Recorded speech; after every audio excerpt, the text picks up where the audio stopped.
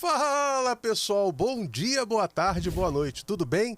É uma alegria, uma satisfação, um prazer tê-los aqui em mais um programa do Pode Explodir.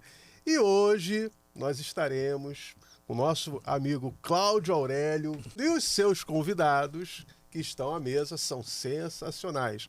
É o professor Vladimir, né? Professor Vladimir é professor do Eliana Dantas, Colégio Estadual, que para mim é uma referência. Seja muito bem-vindo. Muito obrigado. E a nossa amiga Sulamita, que ela trabalha na nave do conhecimento. Acertei? Isso. Trabalha isso como o quê? Dinamizadora. Então sejam muito bem-vindos ao Pode Explodir, né, Cláudio?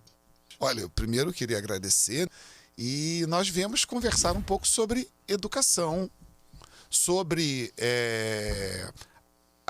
o desafio da educação moderna em ambientes educacionais que não são necessariamente a escola, que a Sulamita representa, e o caminhar desde a formação técnica de um profissional, como professor de química, né, o Vladimir, que trabalhou durante muitos anos na indústria e hoje está com a gente trabalhando na educação dos nossos alunos. E eu gostaria que vocês se apresentassem, por favor. Primeiras damas, professor? Com pode certeza, ser? eu ia sugerir, exatamente. Olha, que bom, né? Bem, meu nome é Sulamita Pereira, eu tô como dinamizadora da nave do conhecimento. Explica o que é dinamizadora. Eu não conheço essa palavra não, hein? Então, Olha, esse é o primeiro entrave, né? Já vou fazer um adendo. Às vezes a gente usa muitas palavras bonitas para as coisas e acaba distanciando, né, o público do que é, de fato, na prática, né? E aí eu até brinquei, porque eu falei assim, pode chamar de dinamizadora, conectora, capitalizadora, o que você quiser. Porque na prática é isso, né? O meu trabalho é estar em contato com o território, estar em contato com o público também, nas escolas, nas unidades de saúde, né? Para divulgar e captar esse público para os cursos dentro da nave.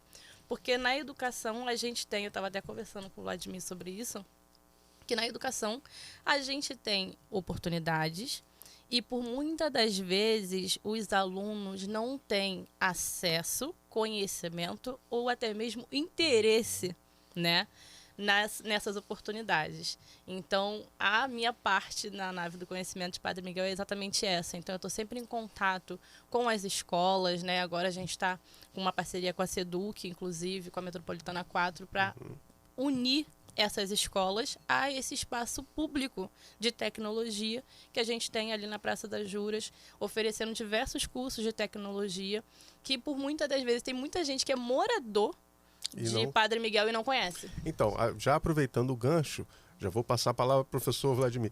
Explica o papel da nave do conhecimento. Qual foi o objetivo dela ser criada? Como é que ela trabalha? Então, a nave do conhecimento, ele é um projeto da Secretaria de Ciência, Tecnologia e Inovação, né, do Rio de Janeiro. E a nossa nave, especificamente, em Padre Miguel, ela tem um adendo que ela foi a primeira nave do conhecimento. Então, inclusive, dia 16 de junho, né, ela fez 13 anos de existência. Então, a nossa nave ela está em frente à Praça do Conhecimento. Quando ela foi inaugurada com essa proposta, daquela praça ali ser um polo de conhecimento. E não à toa a nave ela está entre 3 escolas. A gente tem a Roberto Simons na direita, a gente tem o CIEP Poeta Cruz e Souza na esquerda e atrás também a gente tem o Colégio Estadual Monchon. Então, assim, é um espaço público que está no meio ali, né, o coração desses alunos, abraça esses alunos. E qual é a proposta? É de ser um espaço de inclusão tecnológico. Então, ali a gente oferece, né, cursos desde o básico de informática para todas as idades, desde o Kids até o sênior. A gente fez uma turma agora de informática sênior que o nosso aluno mais velho tinha 89 anos. Que legal, que legal. E ele Fantástico. não sabia escrever, não sabia ligar o computador. E aí saiu de lá sabendo já, e aí a gente abriu o Sênior 2, porque o público gostou tanto que eles não queriam parar de estudar. E aí a gente precisou abrir o Sênior 2. As pessoas com sede de conhecimento, né? Assim, o interessante é que não houve um planejamento. Não, vamos criar aqui, quando começou, vamos dizer, a nave do conhecimento. Mas, assim, na prática, conseguiu entender uma necessidade e tiveram a liberdade e o incentivo de atuar nisso aí. Não é uma coisa engessada. Entende o que eu estou falando? Vocês foram criados para fazer a divulgação, ciência, tecnologia, mas viram um nicho, uma necessidade, e vocês tiveram essa oportunidade, vocês apostaram e está dando certo. E eu puxo, né, costumo dizer que é um dos meus principais enfoques no meu trabalho. Porque não adianta também eu captar o público para aquilo ali. Eu preciso ter um olhar sensível do que a comunidade também precisa. Porque a gente tem, né, agora espalhados pela cidade do Rio de Janeiro, cerca de mais de 10 naves. Então, assim, cada território tem uma necessidade. Você imagina, se a gente tem a nave, por exemplo, de Engenho de Dentro, que funciona com uma outra pegada. Né? Lá tem competição de games e tudo mais. Aquele público ali é um. Né? A gente tem uma comunidade ali da Zona Norte e tudo mais. Agora, o público de Padre Miguel é outro. Então eu preciso ter essa sensibilidade. E aí eu vivo chorando lá com o coordenador, com a OES, o pessoal da secretaria fala, gente, a gente precisa disso, a gente precisa daquilo outro, porque o público tem esse interesse. E aí a gente consegue atrair o público e despertar o conhecimento para outras coisas atreladas à tecnologia, sabe? Entendi. Então é um espaço público que está aberto, funciona lá de segunda a sábado, das 9 às 9. Olha. Então a gente tem... Carga bem. 12 horas é Sábado tempo, né? também de 9 às 9? Sábado funciona de 9 às 5. Graças a Só Deus. sábado. Né? Alguém. Somos filhos de Deus. Mas de 9 da manhã às 17 horas é um bom, um bom para um tempo. sábado? Para um sábado, não é? Não, sem falar que de segunda a sexta, de 9 às 9? 12 horas por dia. 12 horas. Isso. E como é que essas equipes se Pera aí, interagem lá? Eduardo, eu vou maneirar aqui a curiosidade Poxa, do tava Eduardo um tão bom. pouquinho. Mas tá Vamos certo. lá, né? Porque eu sempre coloco que eu fui visitar em Natal uma escola que, antes de ser escola, era um presídio. Sim. Depois eles mudaram, passou a ser uma escola e hoje é um ateliê de arte. Então você chega lá, tem as artes rendadas, as pequenas esculturas. E eu notei que não foi preciso mudar muito a escola para ela ser um lugar de arte e ser um lugar de um presídio. A diferença é o portão. Porque o portão do presídio é para ninguém sair. E o portão da arte é para ninguém entrar fora do permitido, né? Porque no presídio ninguém quer estar ali dentro.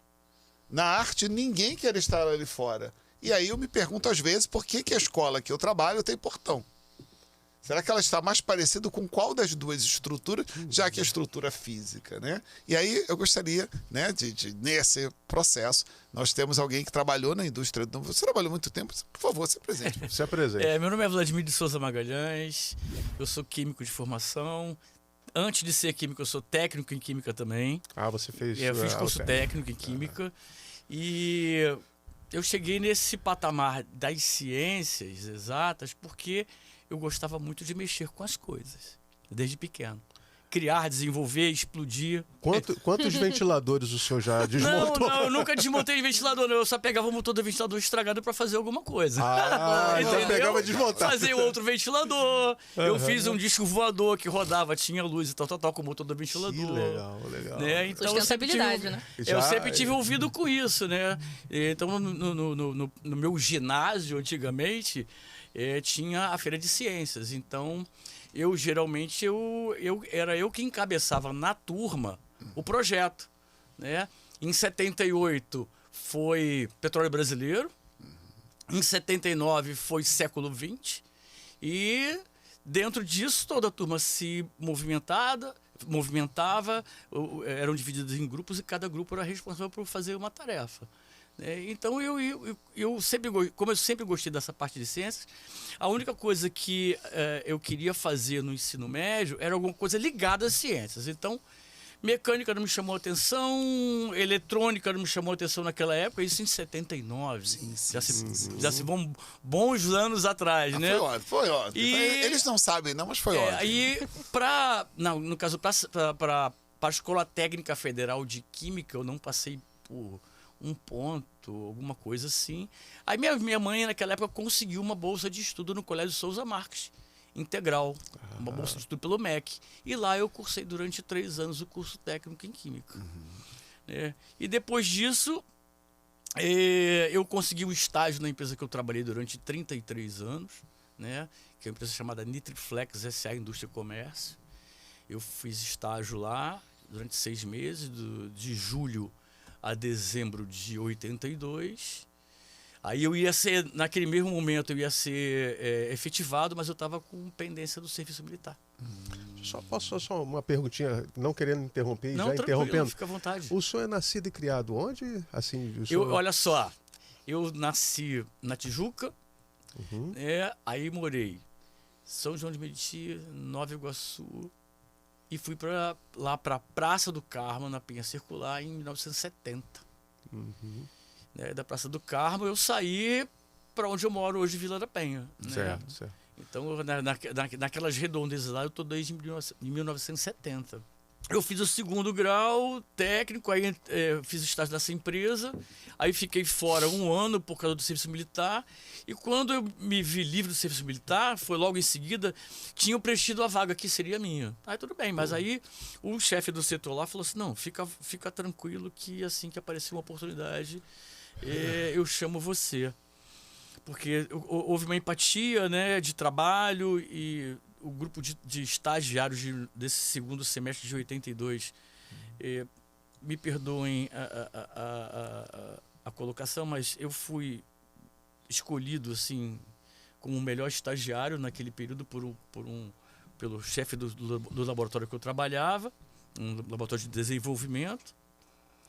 E nisso, em dezembro de 83, eu recebi um telegrama em casa, dizendo para me comparecer dia tal, hora tal, na Rua do Carmo, número 7, 13º andar, para preencher a documentação de admissão na empresa. E nessa empresa eu fiquei de 11 de janeiro de 84 até 30 de agosto de 97, quando a empresa fechou uns setores de produção, que a empresa que eu trabalhava é uma empresa petroquímica, que trabalhava com plásticos, né, resinas ABS e resina SAN, modificador de impacto, que era o chamado MBS, borracha nitrílica, látex nitrílico e resina reforçante. Então, nesse período em 97, eles fecharam a produção de plásticos, né, porque o tigre asiático estava botando a ABS aqui no Brasil com um preço bem mais baixo do que o de produção aqui. Aí fecharam, aí foi um dia terrível na empresa, porque eles pararam a produção toda. Nossa. E demitiram em torno de 85 funcionários num dia só. Gente. Naquela época, eu era um dos supervisores de laboratório. Eu trabalhava no laboratório de controle de qualidade, que a empresa rodava 24 horas de produção, e eu era um dos supervisores de laboratório. Eram 4 supervisores. Então, demitiu todos nós. Aí, dali, até por intermédio desse chefe lá que me contratou, ele conseguiu para mim, olha, vai lá na Irving Industrial e Comercial, lá na Rio Magé, que é a empresa que fabrica, né, os produtos Kenner, né, que é do grupo Kenner. E lá eu fiquei de setembro de 97 até junho de 2001, quando a empresa Nitriflex me chamou de volta. Aí eu fiquei lá de 2001 até 2019, quando eu saí aposentado. E nesse intervalo aí, eu prestei concurso para o Estado 3 vezes. No meu último ano de faculdade, que foi em 90, não passei por uma questão. É muito engraçado. Mas para o Estado, para quê? Para a docência no Estado. Ah, tá. Né? Eu estava no último ano de faculdade, eu trabalhava, eu fazia faculdade e trabalhava. Né? E nesse mesmo dia, eu fiz para Química e a minha esposa, que na minha época era minha namorada, fez para Biologia. No mesmo dia, no mesmo colégio, lá em Vila Isabel. Então, enquanto o senhor trabalhava, você já fazia também a faculdade de licenciatura em Química. Exatamente. A paixão já estava despertada ali, né? Foi. Porque o que acontece? Eu fiz a minha faculdade de Química na extinta Faculdade de Humanidade de Pedro II, Ah, sim. lá em São Cristóvão. Aham. Por que eu fiz lá?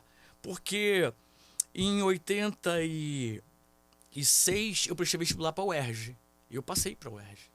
Só que eu não pude estudar na UERJ, porque naquela época o UERJ era manhã, tarde ou integral. E eu tinha que trabalhar. Ainda continua. Sim. É. A gente ainda tem isso. E aí eu falei, vou fazer o quê? Aí eu fiz vestibular para a Faculdade de Souza Marques, onde eu tinha cursado meu curso técnico, e fiz para a FAUP. Aí eu falei, bom, como eu já estudei 3 anos lá em Cascadura, Madureira ali, eu falei, vou mudar, vou para São Cristóvão. Aí o corpo docente da Faculdade de Souza Marques, da FAUP e da UERJ era praticamente os mesmos. Eram os mesmos professores que atuavam nessas 3. Aí eu estudei lá de 87 a 90, que é a Química. Né? O meu diploma, né, me dá... eu sou químico de formação e licenciado em Química, Física e Matemática. Que legal. Né? Matemática naquela época para primeiro grau e Química e Física para segundo grau. E assim foi a minha carreira. Em 90, em 90 eu não passei. Aí depois teve outro concurso em 98, que eu fiz. Ninguém passou. Vai. Foi um concurso que o Estado fez dificílimo, não preencheu as vagas. Não me falha a memória, foi isso. Ficou faltando muitas vagas. Entendi. Foi um concurso muito difícil. Na época foi muito criticado, o pichado, seja lá que nome nós podemos mudar, porque foi muito difícil. Sim. Eu não passei, tá tranquilo.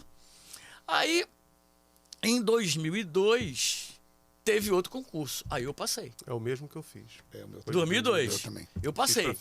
Passei lá embaixo. Lá atrás. Se tivesse feito passou. Física, passava fácil. Né? Passei lá atrás pra Química, beleza. Física só aí nos chamaram no final de 2004 para assumir em 2005. E assim foi. Então, de 2005 a 2019, quando eu me aposentei da indústria, eu trabalhei nos 2 segmentos, na indústria e na educação. Foi uma coisa meio doida, porque na indústria eu trabalhava em escala até 2010, 2011, quando eu efetivamente fui para o administrativo. Né? Mas volta e meia eu ia para a escala para cobrir um, cobrir outro. Eu era um tapa-buraco ali, onde tinha falha. Coringa. Onde tinha falha. Bota o Vladimir pra cá, bota o Vladimir pra lá. E assim foi até eu me aposentar. Então, já no Estado, eu já tô com 21 anos de magistério. Sim. Eu acho que uma fala legal do Vladimir, né, olhando a história dele, que é uma coisa que eu passei, né? E eu vejo muito dos adolescentes. Eu costumo brincar que eu lido com criança e adolescente desde quando eu era criança. Então, com 11 anos, eu já fazia trabalho de fantótipo para as crianças e tudo mais, na ladeira do Tabajara. E quando, né, as pessoas, geralmente, né, os adultos, olham para os jovens e falam assim, você ainda tem a vida toda pela frente, né? Calma. E quando você traz a sua fala, né, falando, eu prestei o concurso e não passei por um ponto. Eu fiquei por uma questão, né? Isso me remete, é impossível não lembrar dos jovens que se dedicam e não conseguem aquilo que eles acreditam como sonho da vida deles e desistem. E às vezes, né, uma história de sucesso, ela tá exatamente por uma questão. E é você que decide se você vai continuar construindo a sua história de sucesso. É verdade. Então, já vai meu primeiro conselho, né, para nossa audiência, que, claro, se você ficou por uma questão ou se você está pensando em desistir porque não conseguiu uma vez, a nossa vida, o nosso ano tem 365 dias, não é à toa. Sim. São várias oportunidades e um ponto, uma questão, um entrave, é a gente que decide se isso vai servir como motivação pra gente ou se vai servir como um entrave de fato. Se você, não sei se vocês já viram aquele filme Fome de Poder. De vez em quando eu falo sobre ele. É da história do dono do McDonald's, como o McDonald's nasceu. Sim. No final do filme, o ator, né, ele tem uma fala a respeito da persistência. Que a persistência, ela é maior do que o dom, é maior do que o talento, é maior do que todas as outras qualidades. Porque a persistência, ela vai trazer isso. Se você ficou por uma questão, não, mas eu vou ser persistente, vou continuar. O nosso filósofo contemporâneo, né, diz que você pode não ter talento, mas raça é obrigação. Obrigação. Força de Nosso vontade filósofo é obrigação, né? Ele cita quantas pessoas talentosas estão aí, né, passando dificuldades, mas o persistente ele consegue chegar lá. Então é se superar, é exatamente isso. Eu fiquei por uma, na próxima eu vou conseguir, mas eu vou persistir. E nós temos um problema em sala de aula, né, Vladimir? Bem grave em relação a isso, né? Em relação exatamente a essa questão de estamos numa geração conhecida como geração mimimi. É verdade. Né? E o que caracteriza eles em relação às avaliações? Conta aí pra gente. Conta pra gente. Deixa eu só fazer uma observação. Então, nesse ano de 2002, eu fiz para Química e minha esposa fez para Biologia. Mas ela já tinha passado, né, anteriormente. Ela estava fazendo um segundo concurso. Minha esposa foi professora do município. Já tinha município. E estava fazendo do estado. Então nós fizemos no mesmo colégio lá em Vila Isabel. Beleza. Aí fomos juntos, voltamos juntos. Aí eu fui para minha casa almoçar, ela foi para casa dela almoçar. Aí depois de tarde nós nos encontramos. Aí eu falei, vamos fazer uma coisa? Me dá a tua prova de biologia, pro concurso de biologia, e toma de química. Bom, eram 60 questões, eu acertei 29. Tá? Se não me engano era isso. E era a mesma coisa, 60 questões, né, de biologia, e nós trocamos. Sabe quantas questões na prova de biologia eu acertei? 36. Eu teria passado para biologia. Aí, ó. E não passei para química por uma questão. Porque lá, se eu não me engano, você tinha que acertar a metade da Exatamente, prova. eram 60 mínimo. questões e tinha que acertar 30, que é o mínimo. É, exatamente isso. É uma coisa interessante, né? Quer dizer, eu me dei muito mais na parte de humana, na parte biológica do que na minha área raiz, que é a química, né? Então, sem falar assim, né? Nas questões de pedagógicas, de prática de ensino, de teorias e tal. Mas foi muito engraçado isso, muito engraçado. Mas essa prova, especificamente a de 2022, eu fiz, né, e tirei 135º lugar. Ou seja, haviam 134 professores com notas superiores à minha. No mesmo ano, teve uma prova para Mangaratiba. Eu acho que um pouquinho mais à frente, 2004, eu acho. E eu fui fazer a prova de Mangaratiba. Quem tirou em primeiro lugar nessa prova, que eu tirei 135º lugar, né, foi o nosso amigo Kleber.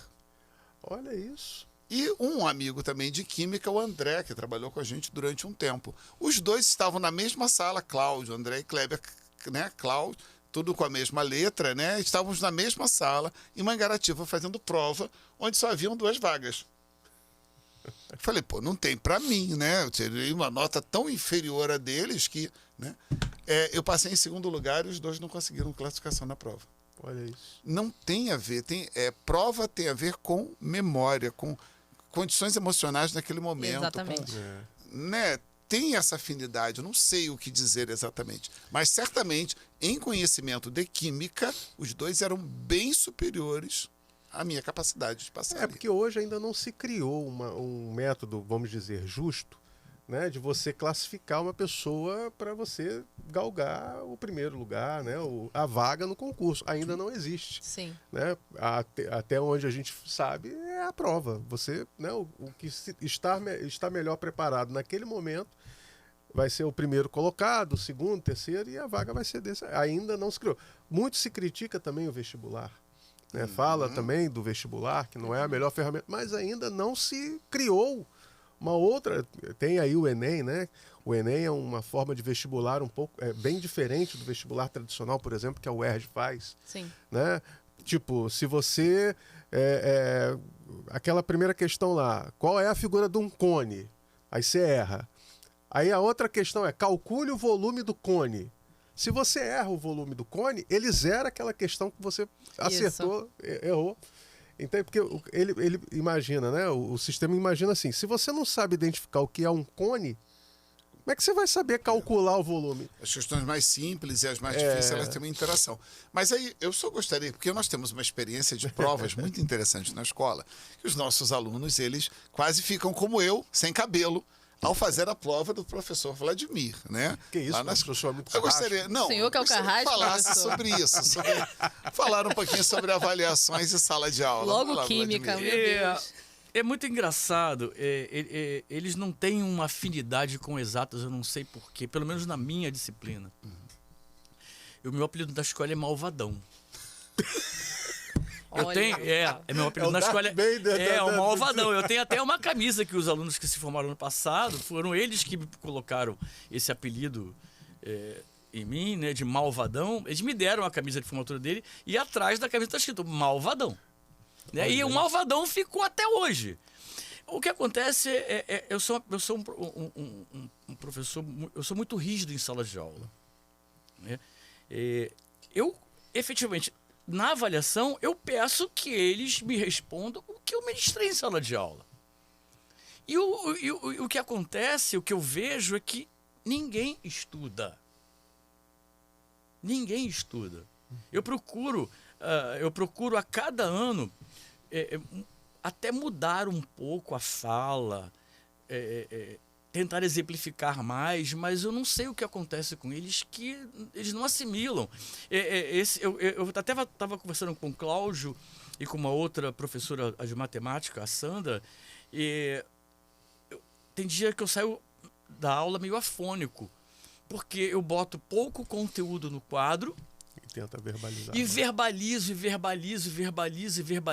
e peço uma colaboração do aluno e detalho mais a aula para ver se eles conseguem assimilar pela fala, pela interação entre eu e eles, né? Que eu falo para eles, para nós termos uma história de sucesso, nós temos que ser cúmplices um do outro. Sim. Nós temos que ser cúmplices, né? Vocês me ajudam, eu ajudo vocês e vamos fazendo essa troca eterna. Mas eles não conseguem, eu não sei o que está acontecendo. E isso não é só em química, não. Isso em outras disciplinas também. Eu acho que falta um pouco de interesse, eu acho que falta um pouco de estímulo, eu acho que falta a eles um pouco de visão de futuro, sabe? Porque eles têm que entender que eu preciso conhecer todos esses conteúdos que são ministrados para mim nesses 3 anos, para que eu possa ir lá fazer a minha prova de admissão para qualquer tipo de universidade pública ou privada.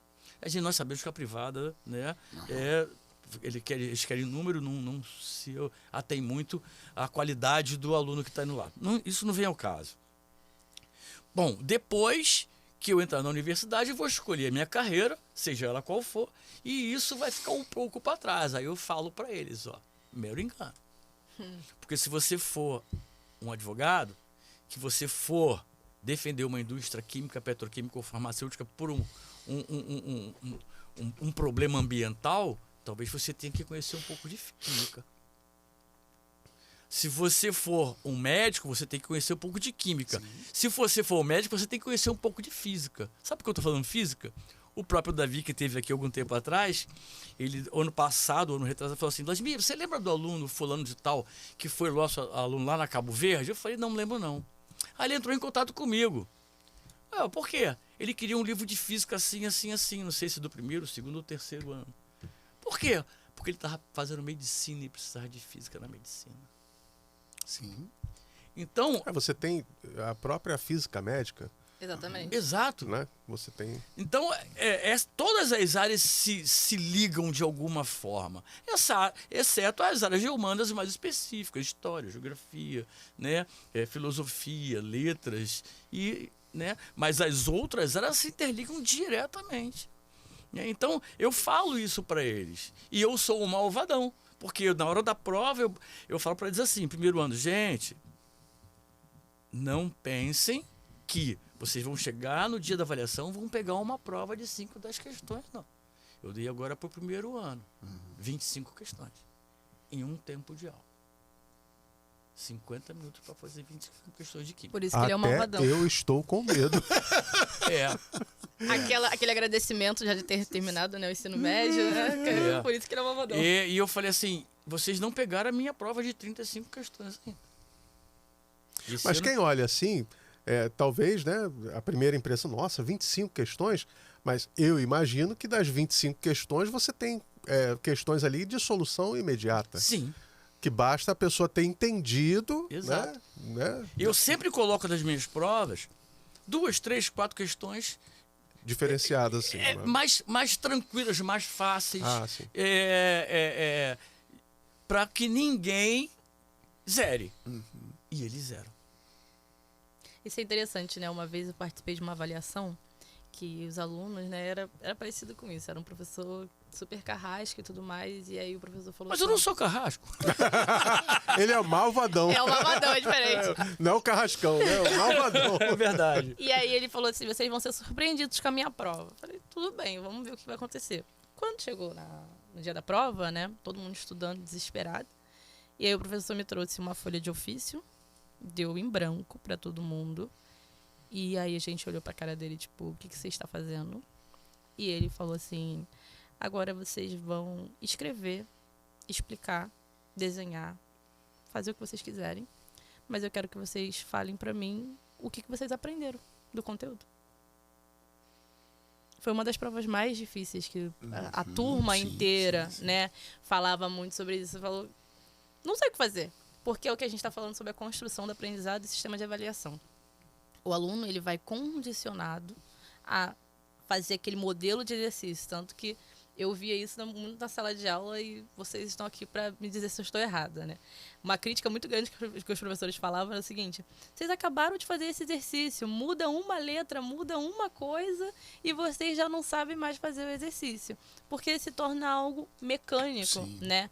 E aí eu acho que a gente, né, na atualidade, a gente precisa ter um olhar mais crítico sobre a construção de como aquilo funcionava antigamente e de como funciona agora, né? Agora a gente está dando adeus às civilizações que nasceram sem internet, sem tecnologia, porque de 2010 para cá, né, a gente já tem as civilizações, a humanidade que não sabe o que é viver sem um celular, né? Não sabe o que é viver sem uma televisão. Então tem um estudo, né, que fala que a gente absorve mais explicando aquilo que a gente aprendeu, né, e escrevendo. Uhum. Só que eu concordo, porém, por diversas vezes agora, a pessoa que está escrevendo o que você passou no quadro, por exemplo, ela não está pensando nisso. Porque o que fortalece o aprendizado da escrita é você estar escrevendo, né, e você está lendo mentalmente a sua escrita. Só que o aluno que está ali, ele está escrevendo aqui, ele está conversando com um colega, ele está pensando na série, na Netflix, não sei o quê. E aí acontece isso que o Vladimir comentou, né? Passa no quadro, se escreve no quadro, o aluno copia literalmente, né? E não absorve. É. Por quê? Porque a mente dele não está ali, por mais que ele esteja escrevendo, né? É um ponto. Mostra um dos gargalos da nossa educação, do ensino que a gente tinha, que funcionava muito bem, e que agora começa a ter esses gargalos por conta da mente que está absorvendo esse ensino. Aham. Então, E mas pode falar. só um comentário sobre a questão da prova, é que quando chega no terceiro ano, o Vladimir é um dos professores mais elogiados pelos alunos. E o que a gente não percebe, às vezes, uma prova de 5 questões, que vale 5 pontos, cada questão vale 1 ponto. Então, cada erro é uma quantidade muito grande, corresponde, né, a 20% do valor total da prova. Quando você bota 25 questões numa prova, cada questão errada é uma fração de um único ponto. Assim como acerta. Assim como acerta. Né? Então você tem uma produção de um instrumento muito mais sensível de avaliação, onde você pode determinar aquilo que o aluno realmente absorveu, né? Aquilo que ele desenvolveu e aquilo que você gostaria que alcançasse. Então você tem um gradier ali de questões Sim. que vai fazer com Você que... consegue mapear melhor, né? Exatamente. Porque você passa a ser mais micro do que macro. Exatamente. A né? diversidade Porque- do conteúdo também, né? É, porque você falou sobre 10 assuntos. Em 25 questões, você vai explorar melhor os 10 assuntos do que você fazer uma prova de 5 questões, né? Apesar de que, assim, é válida também. Eu acho que a prova de 5 questões, eu posso criar uma questão onde eu posso envolver ali 3, 4 assuntos e eu quero medir essa capacidade do aluno em interligar esses assuntos. Pode, eu acho que é É válido. possível. É válido também. Mas, assim, as 25 questões, o aluno que olha assim fala: Meu Deus, eu não vou sobreviver, pelo menos sem nenhum arranhão. É verdade. Né? Mas à medida que o tempo vai passando, ele vai entendendo o benefício também Então, desse e a gente modelo. vai observando na escola um crescimento do aluno desde o primeiro ano, que começa a estudar, né? É. Até o aluno chegar no terceiro ano. Como é que ele amadurece Aham. em relação a essa necessidade, por exemplo, de Escrever. prestar atenção no que está passando Isso, no papel, né? isso. De recorrer a esse papel em outro momento para poder estudar, que não é um acúmulo de letras que foram colocadas no lugar que você nunca mais vai consultar. Mas há a necessidade, né, de fazer esse trabalho. Então, Ele Sulamita, faz lá. sobre o que você falou, realmente é verdade. Nós somos também professores, né? Você nos conheceu. E isso que ele falou é uma realidade. E aí, quando você cria, né, não, peraí. De repente, essa forma, a escrita, você mesmo falou, não, a escrita funciona, mas o meu aluno, ele não está escrevendo nas condições que ele deveria fazer para que aquilo fosse uma ferramenta de aprendizado. É isso, né? Exatamente. Sim, Entretanto, o que nos preocupa, e né, a todos nós, tá, eu vou abdicar então, vamos pensar então em colocar num data show, vamos abdicar, porque o aluno não presta atenção. Mas olha a preocupação. Mas e aí? Se eu abdico, né? Se eu desisto, vamos dizer assim, ou eu tento contornar, fazendo com que ele preste atenção, se eu desisto dessa situação, qual a falta que esse mecanismo vai trazer para o meu aluno no futuro? Muita, Não é? inclusive. Né? Assim, temos tudo uma bem, sociedade- vamos criar A sociedade nos ferramentas. avalia o tempo todo. É. O tempo todo. Então vamos criar ferramentas e aí de repente tirar o celular da sala de aula, né, seja uma ferramenta que seja positiva com isso aí, para que o aluno retorne a atenção ao copiar. Né? Então assim, nós temos que tomar muito cuidado com isso. Ó, já que o meu aluno não presta atenção, então vamos criar outro método de ensiná-lo. Então, um exemplo, né? Vamos colocar tudo no data show. Pronto, ele só presta atenção. Mas e aquela falta? Como é que isso vai ser a médio e longo prazo? Hoje a gente não, eu não sei se isso já foi mapeado, né? Mas qual é a falta que isso vai fazer no aluno? Essa falta de necessidade do aluno prestar atenção na aula. Nós temos a questão que você colocou, né? A questão teórica da anotação. Parece que você também trabalhava com cursos, né? Dentro da própria empresa, Vladimir. Eu dentro da própria empresa, eu fiz vários cursos dentro da empresa. Você fez como aluno ou você Como propôs? como aluno. Lá não, o meu trabalho dentro da indústria, eu ensinava os estagiários, né? Eu ensinava. Eu já dava aula lá desde que eu comecei a trabalhar. Que com um ano de empresa, ó, esse estagiário é seu. Então você já tinha que ensinar aquela rotina de trabalho. Dentro da indústria, é tudo uma sequência de rotinas, né? Mas ele tem que ler, ele tem que compreender, ele tem que entender o que ele está fazendo ali. Né? Entender. Veja bem, um caso de entender. Eu peguei um estagiário, uma vez eu falei assim, eu preciso fazer essa solução de hidróxido de sódio 2 normal. Você sabe fazer? Sei. Tem certeza? Tenho. Tem o book ali da formulação. Não, eu sei fazer. Tá bom, ele fez, botou lá para fazer uma determinada análise e a análise deu errado. Eu falei, tem alguma coisa errada nessa história. Vamos ver? Ele não fez como tinha que fazer. Ele fez numa determinada matemática, a matemática está certa, mas ele não fez a compensação das concentrações. Exemplo, o hidroxódio PA, ele tem uma pureza de 97%. Então você tem que compensar aqueles 3% que é de impureza, para você fazer a solução A4 normal, de concentração química. E ele não compensou isso. Aí deu tudo errado. Aí foi um sufoco para nós refazermos a solução a tempo de executar as análises que estavam sendo necessárias fazer. E esse uso do laboratório acaba facilitando a pessoa visualizar isso na prática, né? Nós temos hoje uma escola que não tem o laboratório presente. Sim. A maioria das escolas, mesmo as que têm laboratório, espaço, né, para laboratório, eles acabam não tendo os reagentes, eles acabam não Que é tendo muito produto. caro.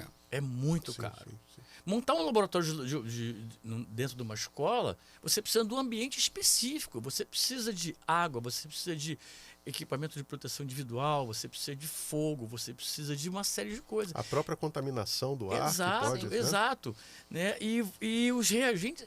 uma soda cáustica, um ácido sulfúrico, isso é barato. Mas e de outros determinados reagentes? Exemplo, indicadores. Indicadores, você compra 10 graminhas de indicador, é R$300, cara. Sabe? E o dentro de potássio é caríssimo. Nitrato de prata é caríssimo. Então é muito caro manter isso.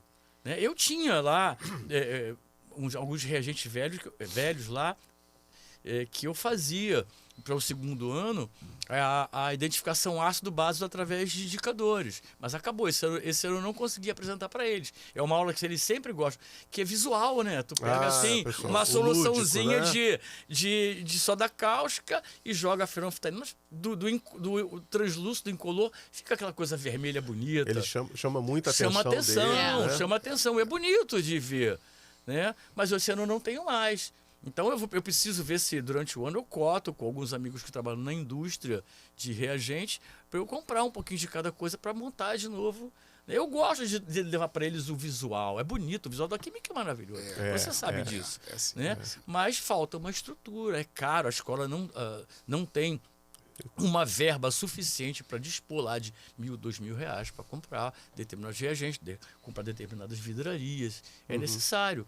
Né? E o ambiente propício para você executar esses experimentos.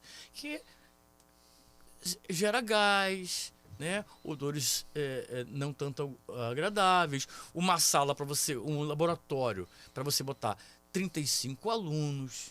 Né? Porque você não tem também uma divisão de grade de tempo para isso. O ideal seria você dividir essa turma de 35 alunos em dois grupos, né? Para você dar 2 tempos num grupo, 2 tempos no outro, e você não tem. Eu só tenho 2 tempos de química por semana. É muito pouco. E aí você fica nessa situação que você falou. Você tem que escrever, né, apenas, sem a questão da confirmação da prática, do incentivo da mudança de cor para poder aprender. E aí a memória vai embora, né?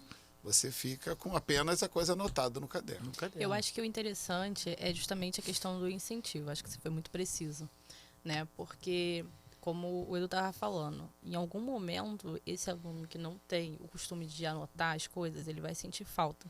Mas eu acho que é importante a gente trazer esse estímulo e essa importância para as coisas, né? Por exemplo, voltando aos meus tempos de escola, a gente tinha um professor que o quadro dele era uma bagunça. Então, quase ninguém copiava nada do que ele passava no quadro. E aí, um belo dia, esse professor deu uma prova com consulta. Pronto.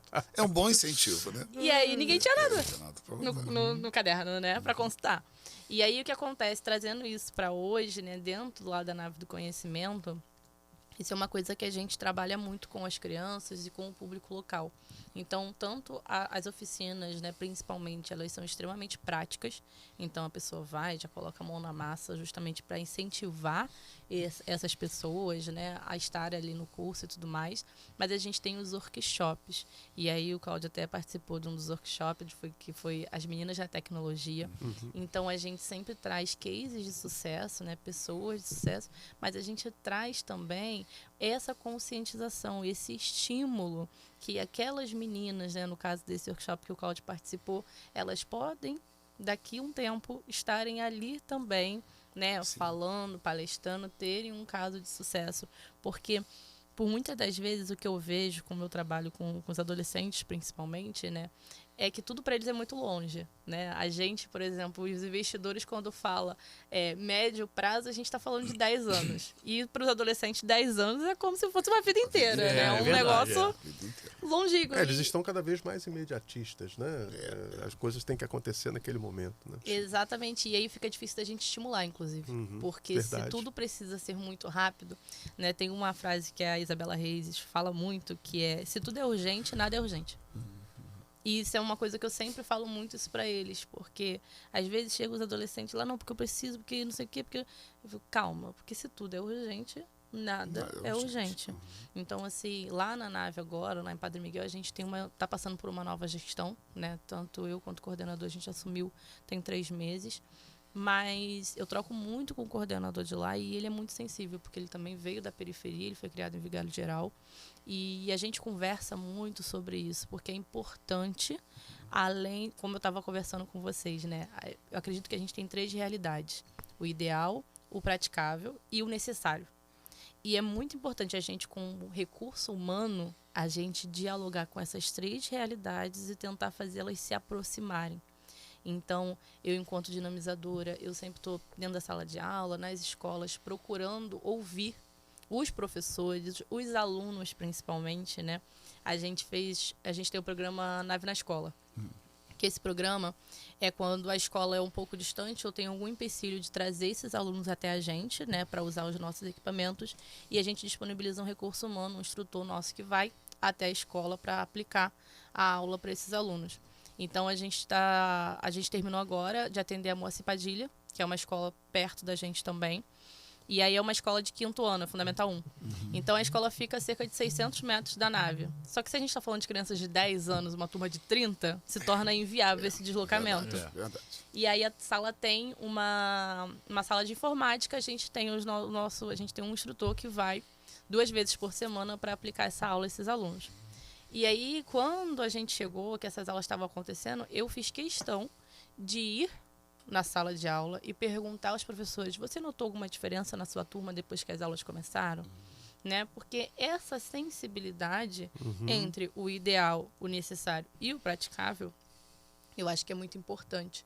Dentro da sala de aula, dentro do território, e os professores notaram, não, a turma ficou mais quieta, e combatemos a evasão escolar, porque os alunos não queriam faltar, com medo de perder o dia da aula de informática, porque a gente está falando de alunos de 10, 11 anos que não sabia pegar no mouse.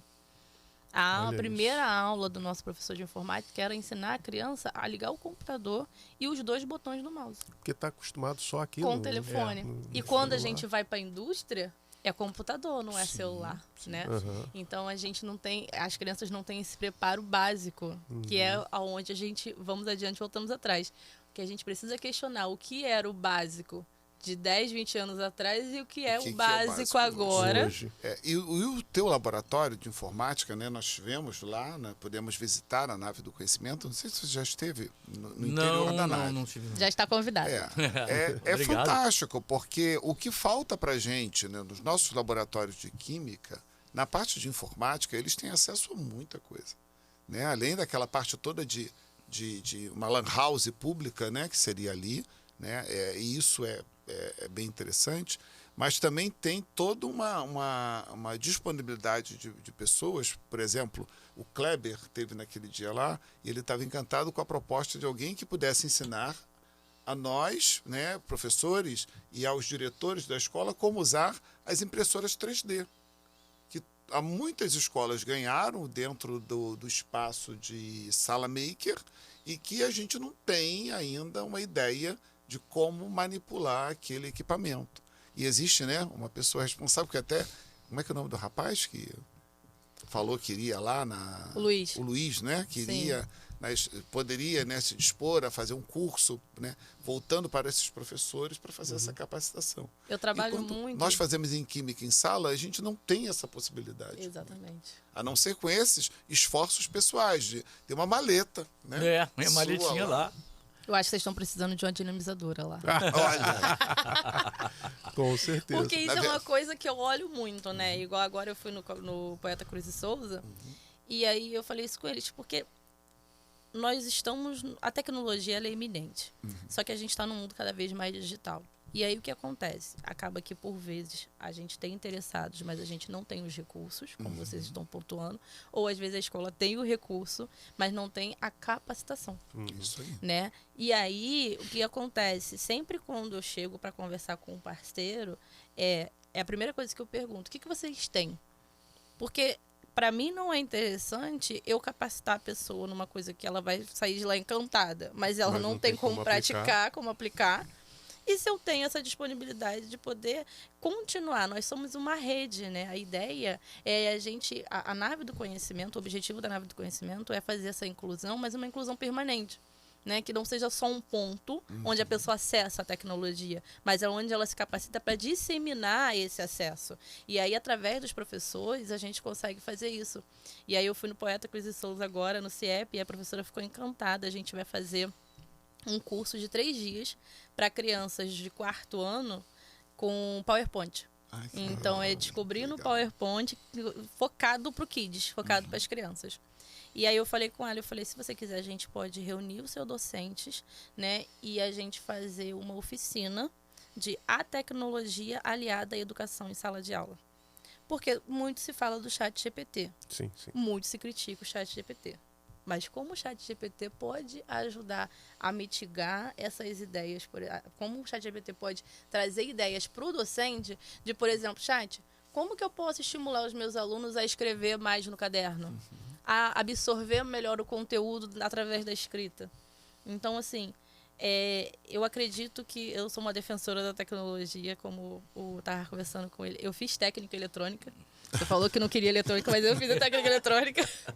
Então, eu sou formada como técnica eletrônica, fiz engenharia eletrônica e computação na FRJ, né? E vim trabalhar na área do conhecimento na área de tecnologia. Trabalhei na Equinor, com operadora de petróleo, gerenciando projetos de tecnologia também. Então, eu sou uma defensora de que todos os lugares a gente consegue entrar com a tecnologia para nos auxiliar, né, e nos ajudar.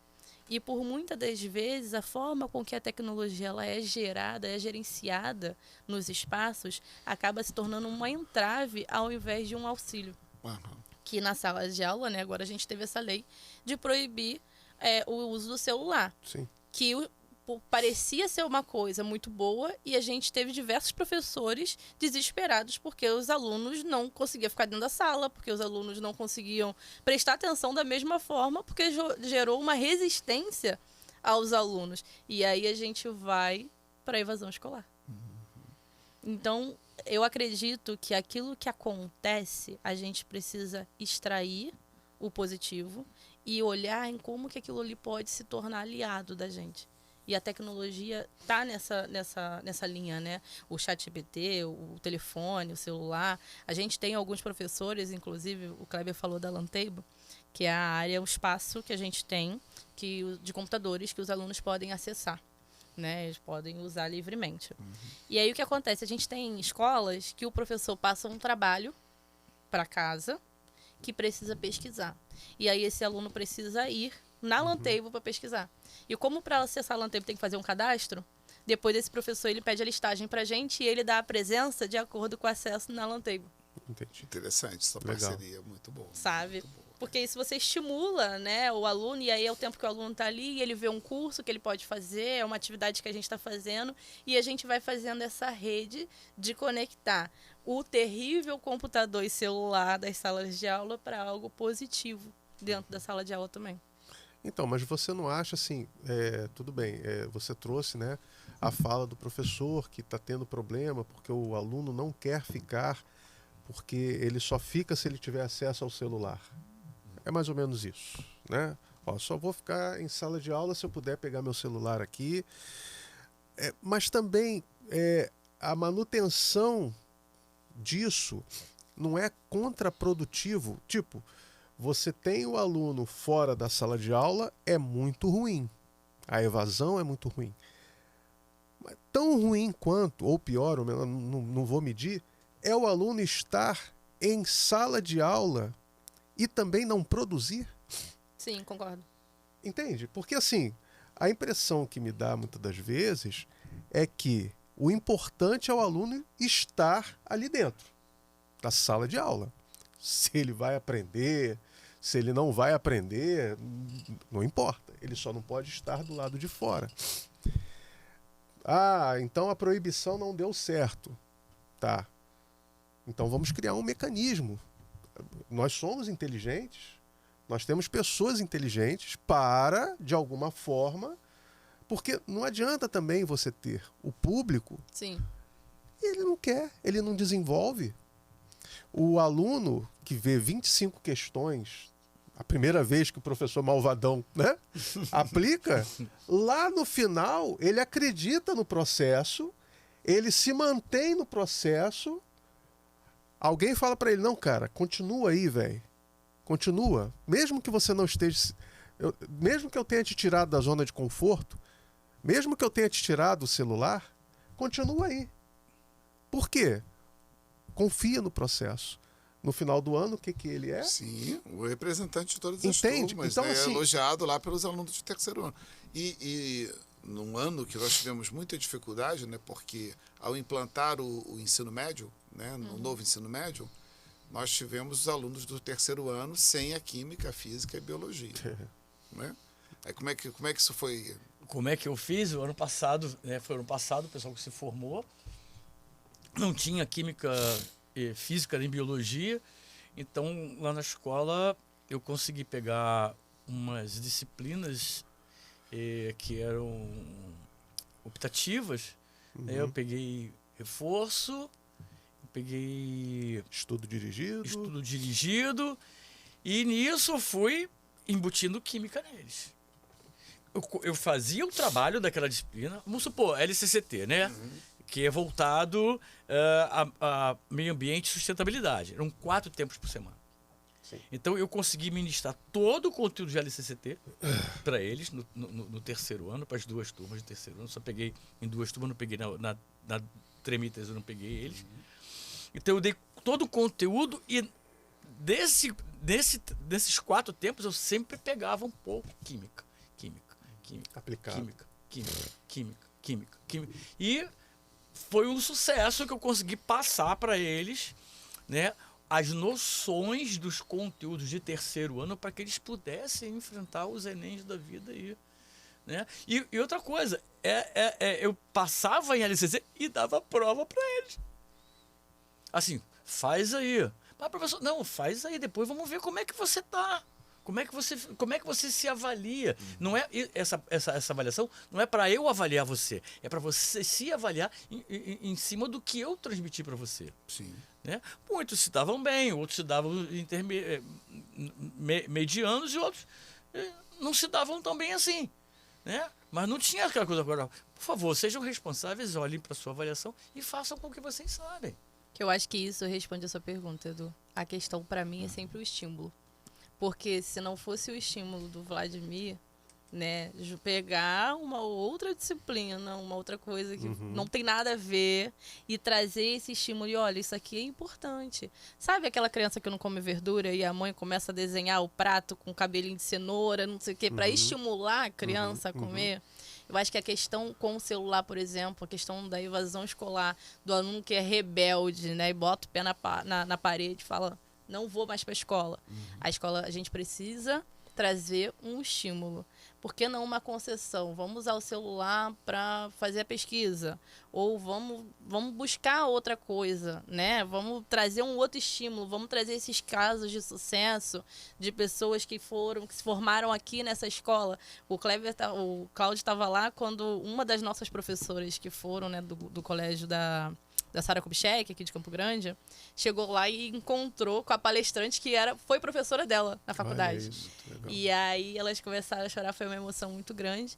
E aí o aluno que está ali, ele observa isso e ele tem um estímulo positivo e a gente consegue ir mitigando, né, esses entraves que às vezes a proibição, que às vezes as circunstâncias da vida, né, acaba trazendo pra gente, como a gente começou falando sobre a questão de não passar na prova por um ponto. Provavelmente a pessoa, o que vai diferenciar, né, de quem vai continuar persistindo através do embate é o estímulo. É aquela pessoa que teve um estímulo, às vezes, a nossa rede de apoio, o professor. Eu tive um professor, quando eu fiz a prova para o técnico, né? Eu estava falando de prisão.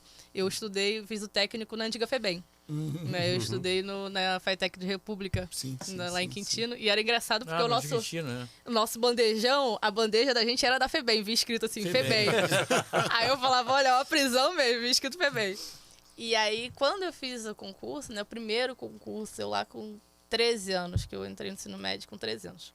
Então, eu com 12 anos já estava fazendo preparatório, uma jornada tripla de estudo para ir pro... Deixa eu só interromper um negócio. Pessoal, FEBEM é a antiga Fundação Nacional do Bem-Estar do Menor, tá? Muita gente que vai nos ver aí, de repente não sabe o que o nome é lindo, né? Nunca, o nome é lindo. FEBEM, o que é isso? Já que veio esse nome? É verdade, né? é verdade. E eu toquei na FEBEM.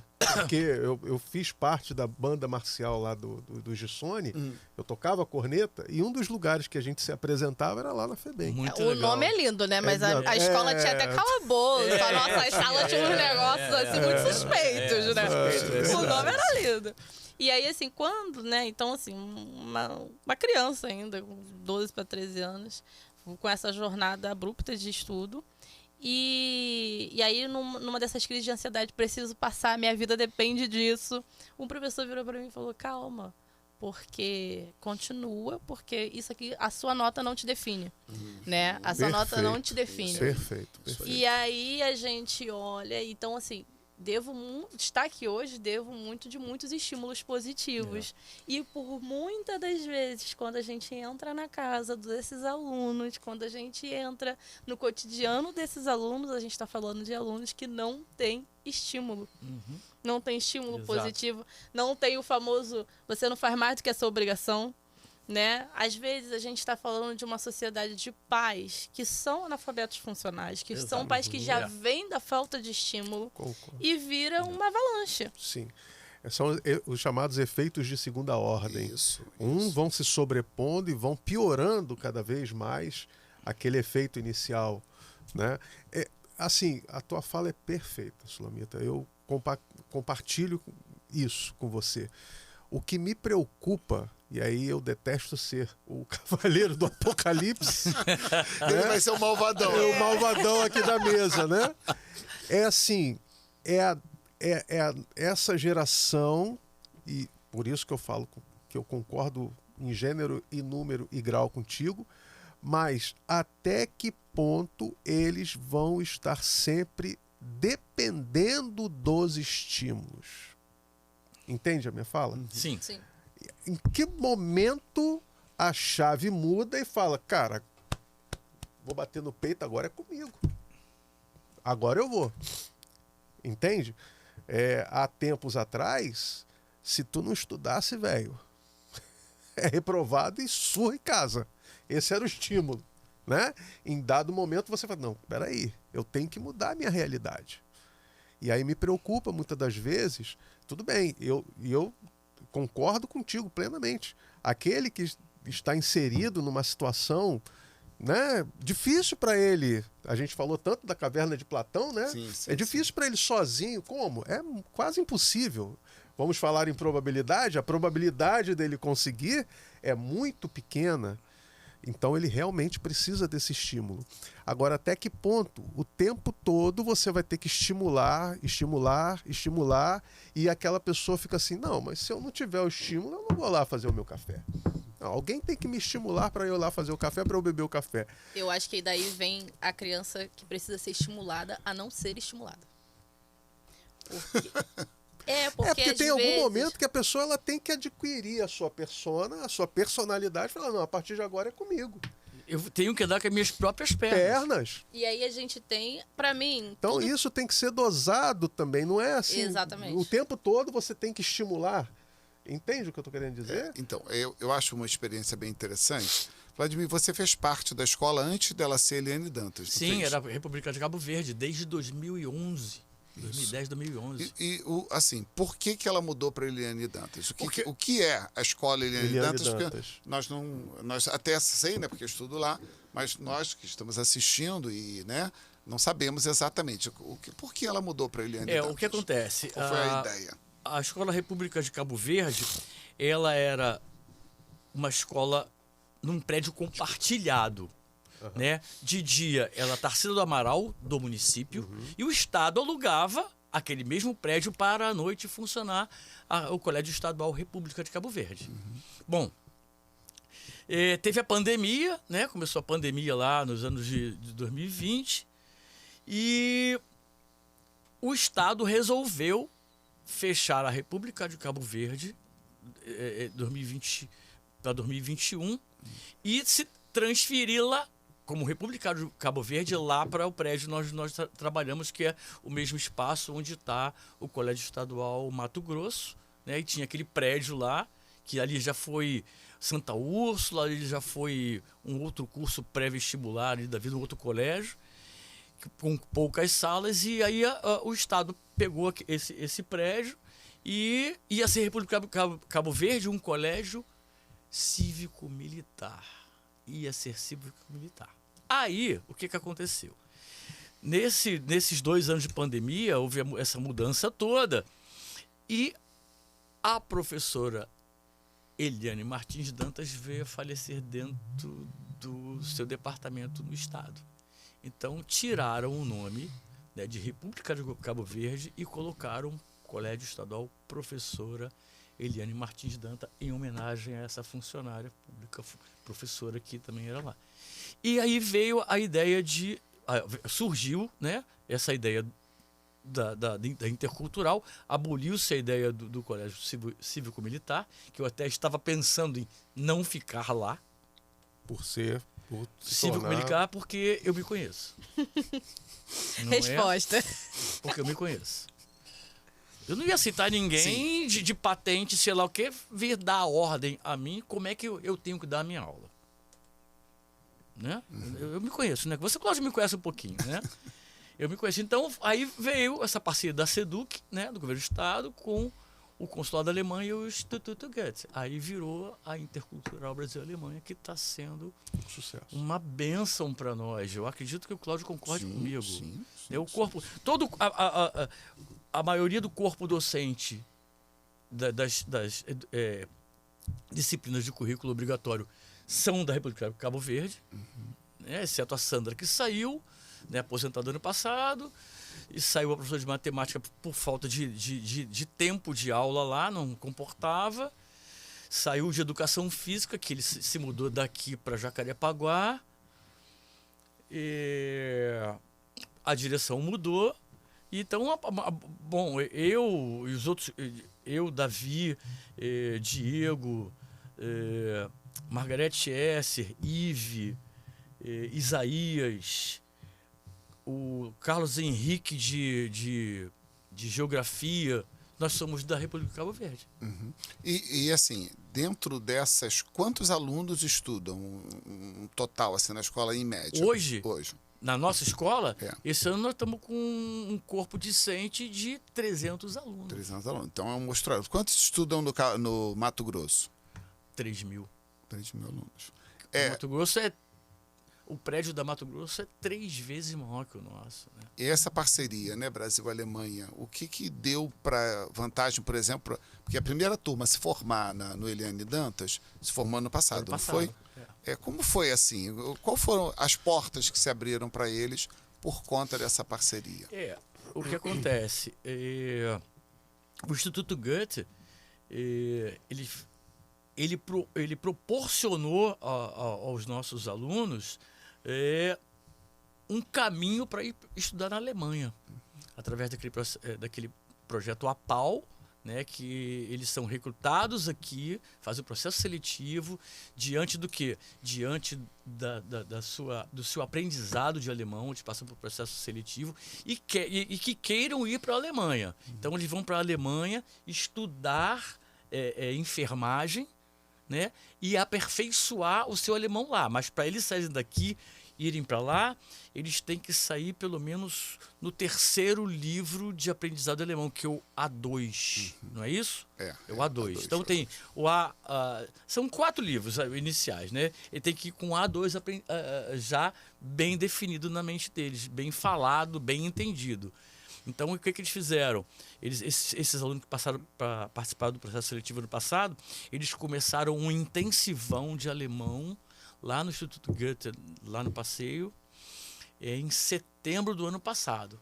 E estão concluindo esse estudo agora, em junho, julho, para poder embarcar para a Alemanha agora em agosto, setembro. Então, eles vão ficar 2 anos na Alemanha estudando enfermagem, aperfeiçoando o alemão e ganhando uma ajuda de custo de algumas centenas de euros, com toda a estrutura de moradia e alimentação lá por conta dessa parceria. Só uma pergunta.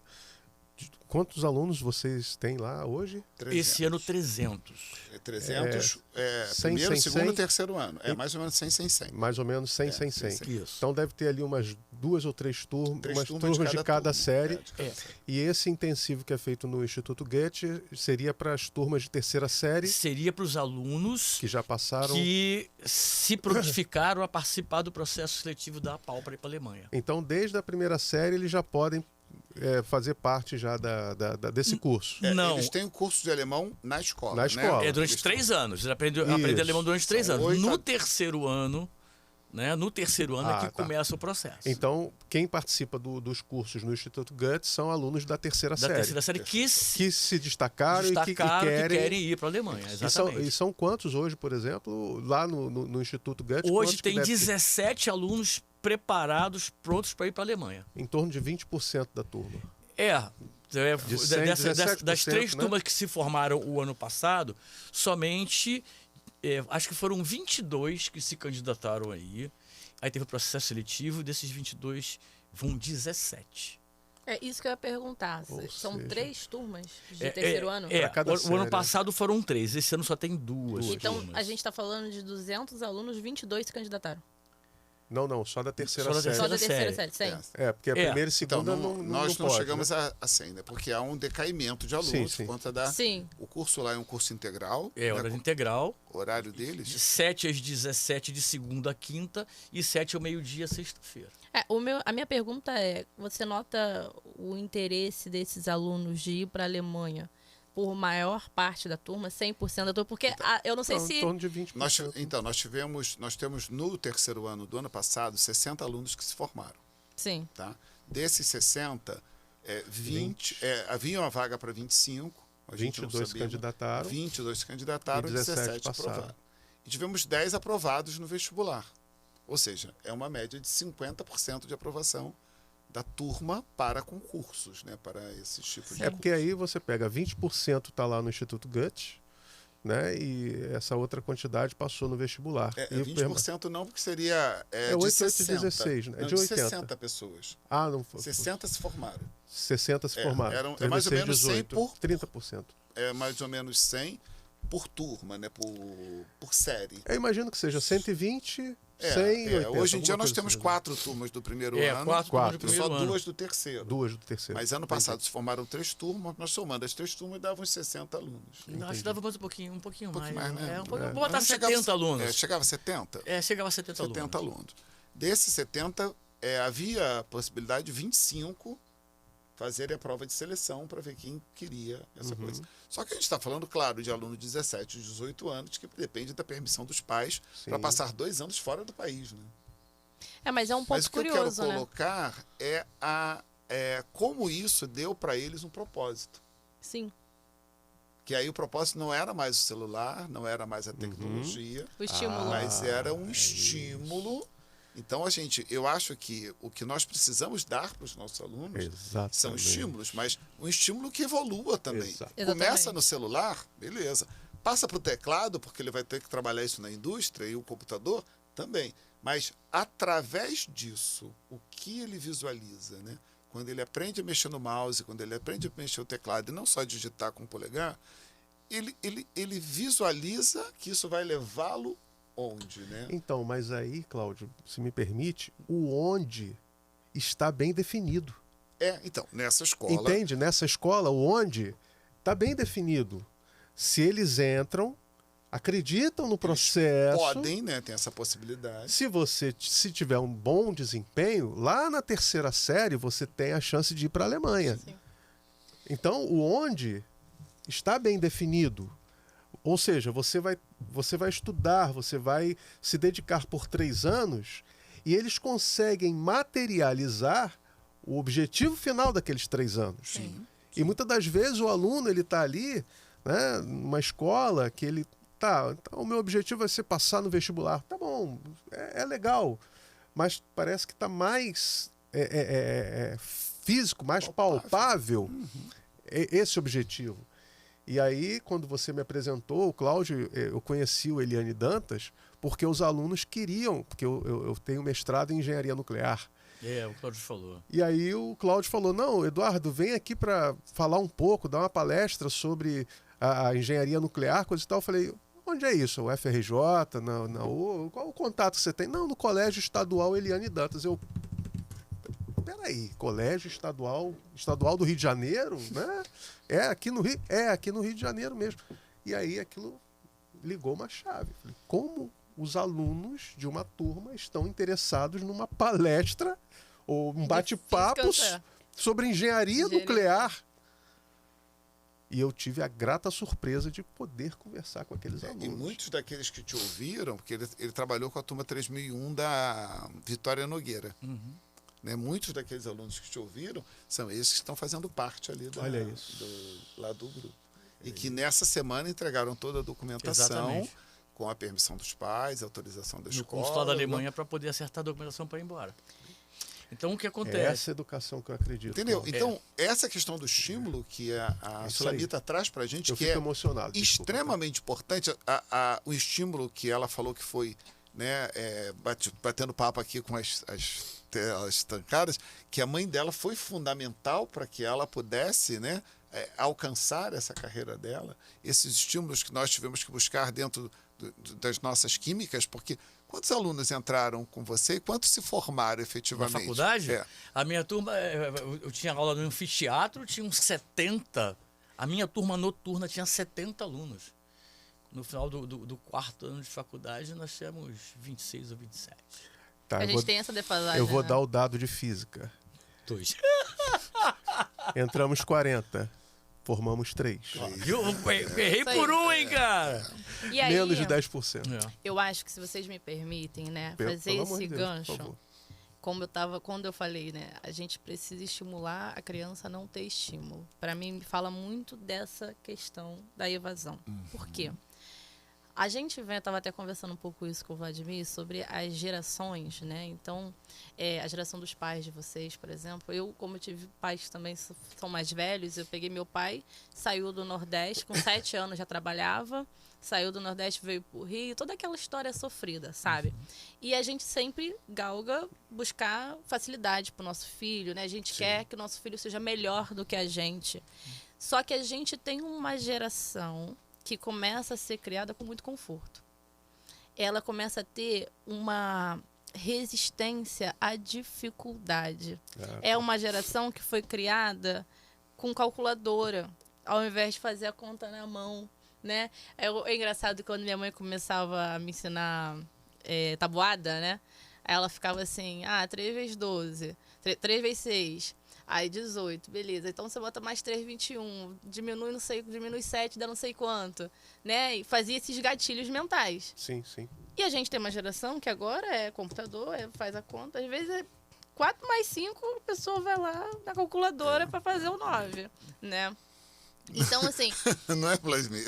É interessante. Quando eu falo. Quando você fala assim, até quando a gente precisa estimular, né? Eu acho que a criança, o adolescente, ele precisa ser estimulado, mas ele também precisa ser conscientizado de que vai ter dificuldade. sabe? Quando a gente fala, por isso que eu perguntei, né, dos interessados para ir para a Alemanha, porque me vem na cabeça assim, quantos desses alunos, né, ok, tem os pais que impedem, e aí por que impedem?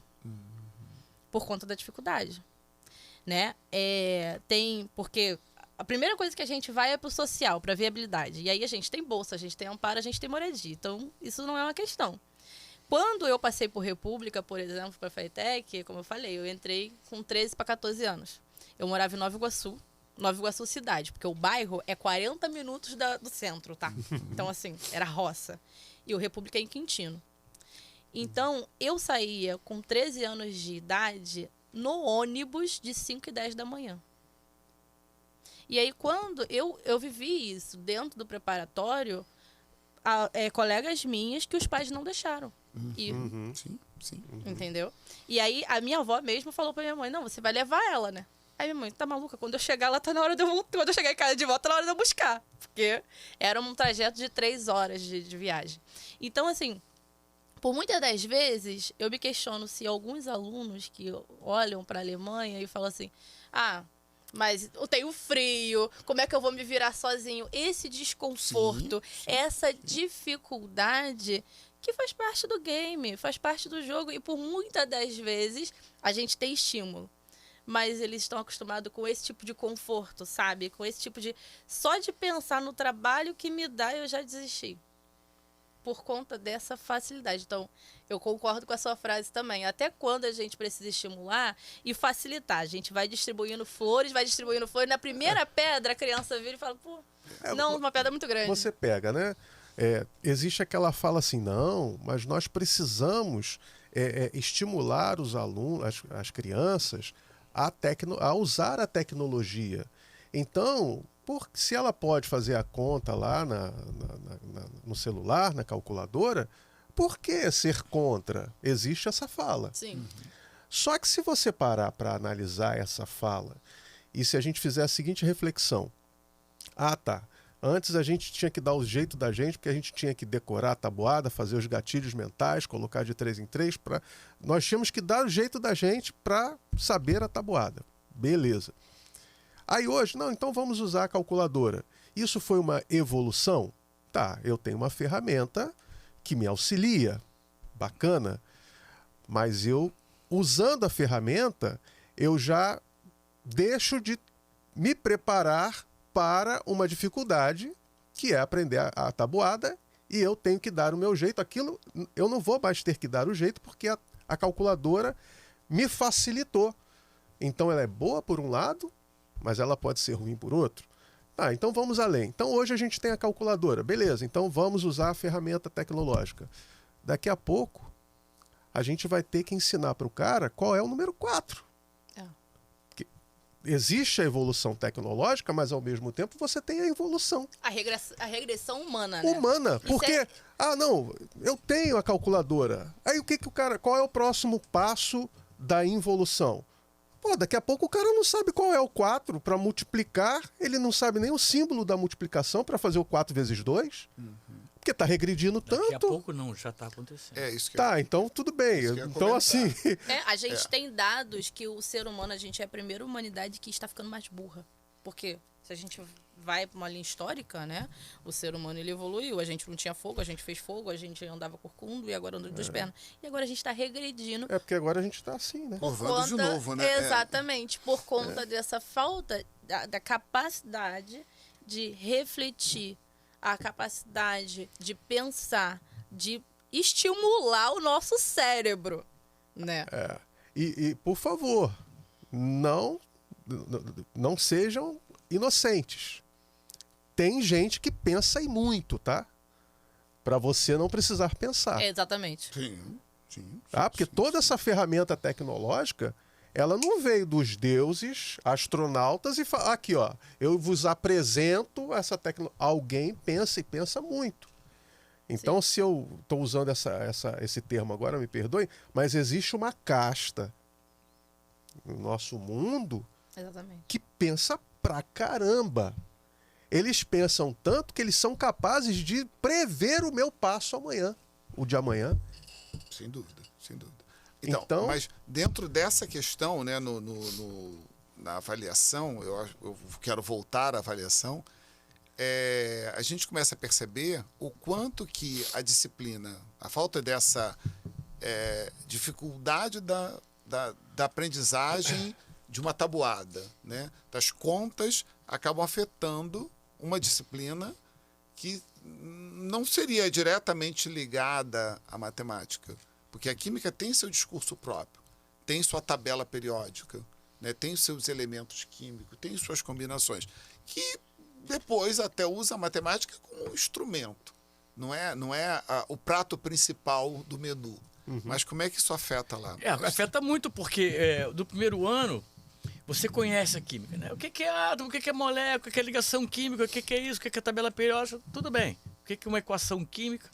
No segundo ano, o conteúdo do segundo ano é a matemática explicando a química. Fazer os balanceamentos, né? Primeira etapa do segundo ano, funções inorgânicas. Ácido, base, sal, óxido, beleza. Agora eu comecei com o quê? Com quantificação da matéria. É a matemática explicando a química. Depois eu vou entrar com soluções. É a matemática explicando a química. Depois eu vou entrar com equilíbrio termoquímica. É a matemática e depois cinética química. É a matemática. Então, esse pessoal do segundo ano agora já está tomando uma escovada com a matemática. Professor, para usar matemática, vem cá. Você vai fazer um cálculo de quê? Uma estrutura de uma ponte, de um navio. Pode usar celular. Tá? Então, aprende no YouTube. A sua matemática você vai usar a braçuladora. É isso aqui, é o que você está pensando aqui e botando no papel. Aí, meu amigo, aí eu choro. Porque não tem jeito. O ditado, não existe almoço de graça. Ele nunca foi tão, atual. Eu vejo o filósofo, aquele careca, como é que é o nome dele? O Karnal? Não. Clóvis? Clóvis de Barros o Clóvis, Filho, né? Ele, o Clóvis. Como é que é? Passa aí o livro dos 10 passos para a felicidade. Isso aí. Como essa crítica dele. Não existe isso, gente. Exatamente. Você tem que passar, você tem que ter o processo. E você tem que acreditar no processo. Só que quando você coloca o Instituto Goethe, patrocinado pela Embaixada Alemã, dentro de uma escola, e você dá o onde, você mostra que a vontade, o dinheiro, né? Porque existe uma grana aí investida ou não? É tudo no amor? Não, né? É forte. É forte? É forte, né? Tudo no amor para nós, professores, que continuamos professores do Porque Estado. a gente continua recebendo. verdade. Falar que existe como é que é o nome? Algo além do amor do trabalho que a gente faz, né? É supervalorizar aquele, né? Como é que é o nome? O contra-cheque lá que no final do mês vem. Agora sim, para os alunos existe uma promessa e existe uma parceria que envolve muito um objetivo assim econômico também da vida dele. Você mora aonde, mestre? Na Vila da Penha. Vila da Penha. E como são as comunidades dos nossos alunos que frequentam a nossa escola? De onde eles vêm? São ali? diversos. Tem gente ali da própria Vila da Penha, tem gente de Irajá, tem gente ali de Brasipina, da comunidade do Quitungo, da comunidade da Cidade Alta, de Vigário Geral, de Jardim América. Tem aluno nosso que mora, se não me engano, em Bom Sucesso. Bom Sucesso. Que está indo estudar lá. Realengo. Realengo. Tem uma aluna. Tem uma aluna de Marechal Hermes também. Agora, qual é o sistema de seleção que eles fazem para esses alunos? Não tem sistema de seleção. Fácil. É matrícula fácil. Vai para o computador na época do matrícula fácil, vai lá, faz a matrícula e depois eu acho que o próprio sistema é que estipula quais alunos que foram. Segundo a informação Ele pode escolher qual escola. Então ele coloca, ele coloca, mas aí se tiver vaga. Se tiver vaga. Segundo a direção da escola, esse ano tinham mais de 3.000 inscritos para a escola. E só poderiam entrar? 120. Esse ano 120. São Porque 3, É 4 turmas de. Bota Não, 4 turmas de 4. 30. 4 turmas de 30. Esse ano Só tem 2 de terceiro. Nós só temos 9 salas. Em função da quantidade de alunos, a Deise falou, nossa diretora falou que estenderam até para 37 alunos por turma de primeiro ano. Nossas salas quase não. Nossas salas estão lotadas. Mas o dado é interessantíssimo. Quantos mil alunos candidatos para a escola? Desculpa, parece que tinha uma fila de espera de 3 mil. E quantos se formando? Agora, a Bom, escola... o ano passado se formaram em torno de 70 alunos e esse ano vão se formar 60. Né? Por quê? Porque o que acontece? O ano passado nós tínhamos 3 turmas de segundo ano, que esse ano seriam a de terceiro. Só que uma das turmas, a 2003, teve uma evasão muito grande. Então ela ficou uma turma no final do ano com 18 alunos. Não é fácil ficar numa Então, escola de tempo integral. esses Sim. 18 alunos foram desmembrados para as outras 2 turmas. Então, esse ano temos 2 turmas de terceiro Até ano. para atender um pouco mais de alunos do primeiro ano que pudessem entrar.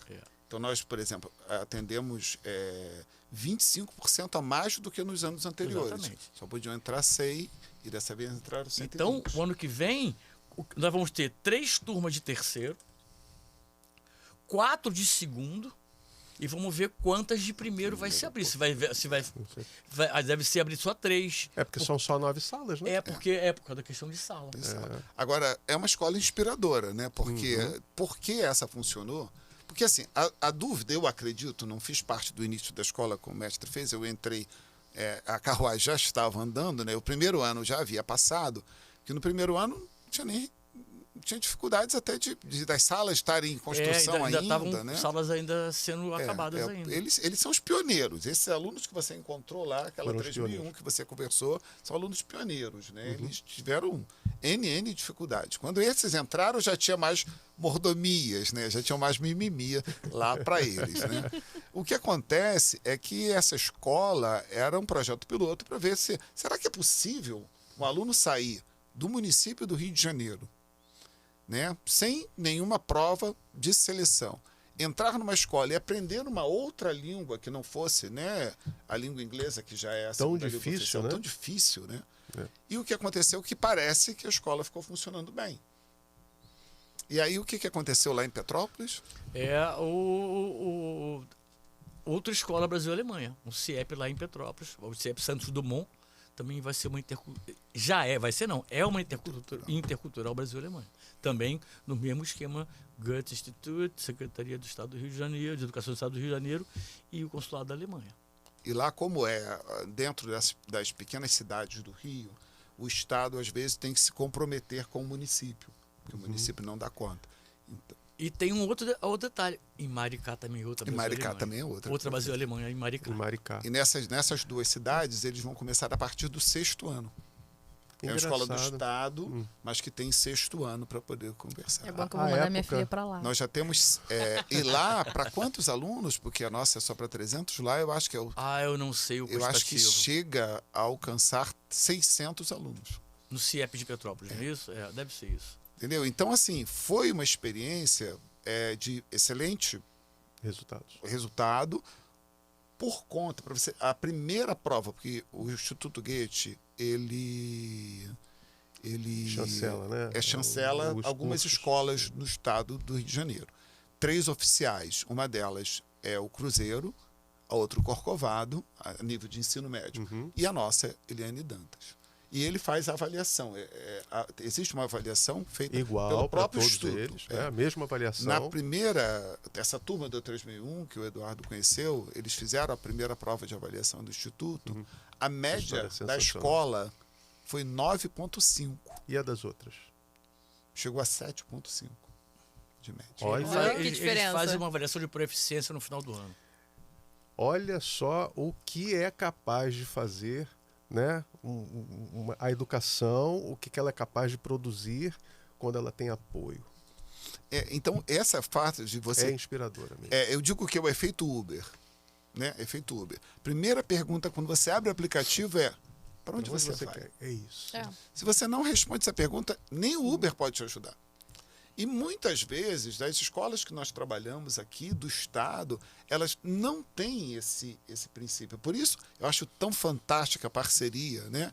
Que nós acabamos de... Queria até que você comentasse um pouquinho sobre isso, com a Nave do Conhecimento, porque ela acaba dizendo, nos ajudando, através da tecnologia, da capacitação, da inclusão tecnológica, para onde para esses nossos alunos. Isso. Que às vezes estão dentro das nossas escolas do Estado e não sabem para onde estão indo. É né? verdade. E nós, professores, às vezes também não sabemos responder essa pergunta. Né?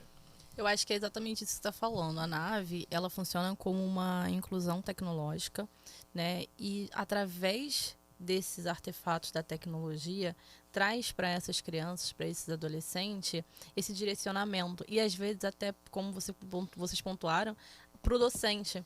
Porque através do acesso, né, através da capacitação dessa criança de conseguir mexer no computador, conseguir aprender o PowerPoint, o pacote Office, a gente está construindo, viabilizando essas crianças na Alemanha.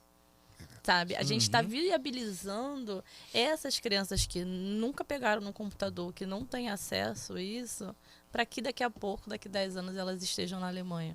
Então, a nave do conhecimento, ela de fato, né, quando eu vou para a nave, eu falo assim, estou chegando no nosso centro de comando, né, costumo brincar. Porque, de fato, ali a gente está criando, construindo nossos foguetes para decolar. Porque através desses estímulos a gente teve, por exemplo, a competição de robôs com microbit. Que legal. Entre as naves, inclusive a nossa nave de Padrinho Miguel foi a campeã desta parte. E assim, traz, né, essa questão lúdica para as crianças, traz esse estímulo, esse para onde, e nossa, isso aqui é possível. Quando ele começa a falar sobre comunidade, né, eu tenho uma ONG na Cidade de Deus que se chama Centro Cultural Tupiara. E essa ONG, a gente trabalhou muito a questão do esporte na época das Olimpíadas de 2016. Então, a gente tinha nossas crianças, ia junto com a UPP Social na época, né, tinham projetos sociais de esporte. E isso traz possibilidades para as crianças da comunidade. Porque muitas das vezes existe a referência que aquela criança tem, né, é o armamento, é o tráfico.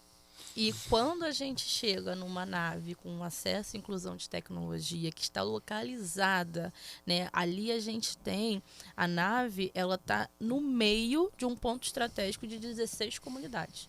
Então a gente tem a Vintém, a gente tem os buracos, os morros de não sei mais o que. A gente tem ali cerca de 16 comunidades permeando a própria Vila Aliança, que também tem uma nave do conhecimento ali dentro. Né? Então a gente trabalha com esse tipo de realidade. E aí a nave, ela não vira só um ponto de inclusão, ela vira um mundo de possibilidade. Um refúgio para essas crianças que muitas das vezes chegam ali com fome. Nossa. Falando, tia, tem um biscoito, tia, tem... A gente tem, por exemplo, toda sexta-feira, a gente tem o Clube Game. O Clube Game é um espaço, um horário de 2 às 5, onde as crianças vão para jogar videogame. E aí fica uma competição ali, o pessoal joga pés, né? As crianças jogam futebol e a gente serve pipoca com guaraná. Pra quem não sabe, PES é futebol virtual, tá? Pro Evolution isso. Soccer. Eu tô falando isso porque eu jogo também. Tem o FIFA e tem o PES. O FIFA e o PES. Lá né? a gente tem o PES. Eu e pensei aí... que fosse um bando de gente ficando em pé. Lá, PES. em Não. pé, PES. o pessoal sentada, né? Eu não falei? Tinha que falar o que é. É o futebol. O futebol no videogame. Porque você joga um contra outro. Você pode montar, um parênteses, né? Você pode montar uma equipe com 11 jogadores para fazer um time, onde o Eduardo é o goleiro, o Cláudio é o zagueiro central, né? Então 11 de um lado. Ou seja, você pode botar 22 pessoas jogando no mesmo jogo. É bem interessante. É muito interessante. Cada um na sua joga posição. seu... É, isso. Interessante. É muito interessante. E aí, assim, nesse Clube Game, a gente serve pipoca com guaraná. E aí a gente tem muitas crianças que vão pra lá sem almoço. Vão pra lá com fome pra comer pipoca guaraná. Ou às vezes aquilo ali é a última refeição daquela criança. Ou a única, né? Entendeu? Então, a nave, ela se torna, além de um espaço público de inclusão tecnológica, um apoio social para essas crianças, para essas famílias que às vezes chegam mães, pais ali dentro com seus filhos e falando, não, ele quer sim se inscrever no curso, ele vai se inscrever. Porque o pai, ele vê ali como a oportunidade, é aquela oportunidade que ele precisa abraçar, porque a gente está falando às vezes de pais que não sabem mexer no computador, não sabem mexer no telefone, né, para além das redes sociais. Mas entende a necessidade do filho. Do filho ter esse conhecimento. O pessoal comenta, outro dia a gente estava conversando isso, né? Mas será que a inteligência artificial vai superar a inteligência do homem? Falei, como assim? Meu celular já superou minha inteligência há muito tempo. Tem muita coisa que esse troço sabe fazer aqui, eu não tenho a menor ideia como faz. Mas depende de qual inteligência, né? Exatamente. É outro papo. Que a gente já falou com a gente estava conversando sobre as inteligências de Gardner, né? No Papo Cabeça. no Papo Aliás, Cabeça. se você quer saber o que é isso, procura lá no Pode Explodir, que tem um papo muito legal sobre as diversas inteligências. E esse é um ponto muito grande, né? Porque tá um debate muito grande sobre a psicologia, por exemplo. Porque o ChatGPT, ele tem essa função de conselheiro e tudo mais, e aí tá um embate muito grande dos psicólogos. Existe ou não a terapia pela inteligência artificial? É muito difícil. E esse é o ponto, né? Porque, por exemplo, o meu trabalho enquanto dinamizadora, como eu estava falando, atua diretamente nesse viés da sensibilidade, do olhar sensível, de ir além de só oferecer o curso que a comunidade não tem acesso, mas de entender como aquilo ali pode gerar um recurso, por exemplo. A gente tem uma parceria com o Instituto de Mães Atípicas. E aí a gente... Mães de crianças atípicas. Mães de crianças atípicas com TEA, transtorno de espectro autista. E aí, assim, quando eu cheguei lá, eu fui conversar com essas mães primeiro. Antes de chegar com o meu panfleto, antes de chegar com os cursos que eu tinha em grade, né? Eu cheguei e falei, como é que é a rotina de vocês? O que vocês sentem falta? Né? Vocês têm computador? Eu quero conversar. Você levantou a necessidade delas. E aí é muito engraçado, porque elas chegam, né? E aí elas viram, aí começam a conversar, a falar das histórias delas. E eu falei, beleza. Ó, a gente tem um curso de empreendedorismo. Porque como as mães acabam vivendo em função dos filhos, para fazer uma renda, muitos se tornam empreendedoras. Mas como elas acabam vivendo em função dos filhos, elas não têm tempo para se capacitar para dedicar atenção para o negócio delas. Né? E aí eu falei com elas, a gente tem um curso de empreendedorismo, eu posso reunir vocês e oferecer esse curso para vocês. E aí ela, mas eu não tenho computador. Eu falei, a gente vai para a nave. A nave tem computador, vocês podem usar e vocês ganham acesso ao Learn Table, que é onde vocês podem ir todos os dias lá para poder fazer seus flyers e tudo mais. E meu filho? Como é que fica o meu filho? E aí vai eu chorar com a coordenação, graças a Deus a coordenação é maravilhosa.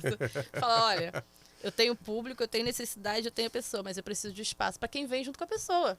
Para quem vem com a bagagem. É isso aí. Entendeu? E aí conversei com o Instituto, completo, não. Né? Tem que pegar completo, né? Exatamente, porque é isso, é a sensibilidade.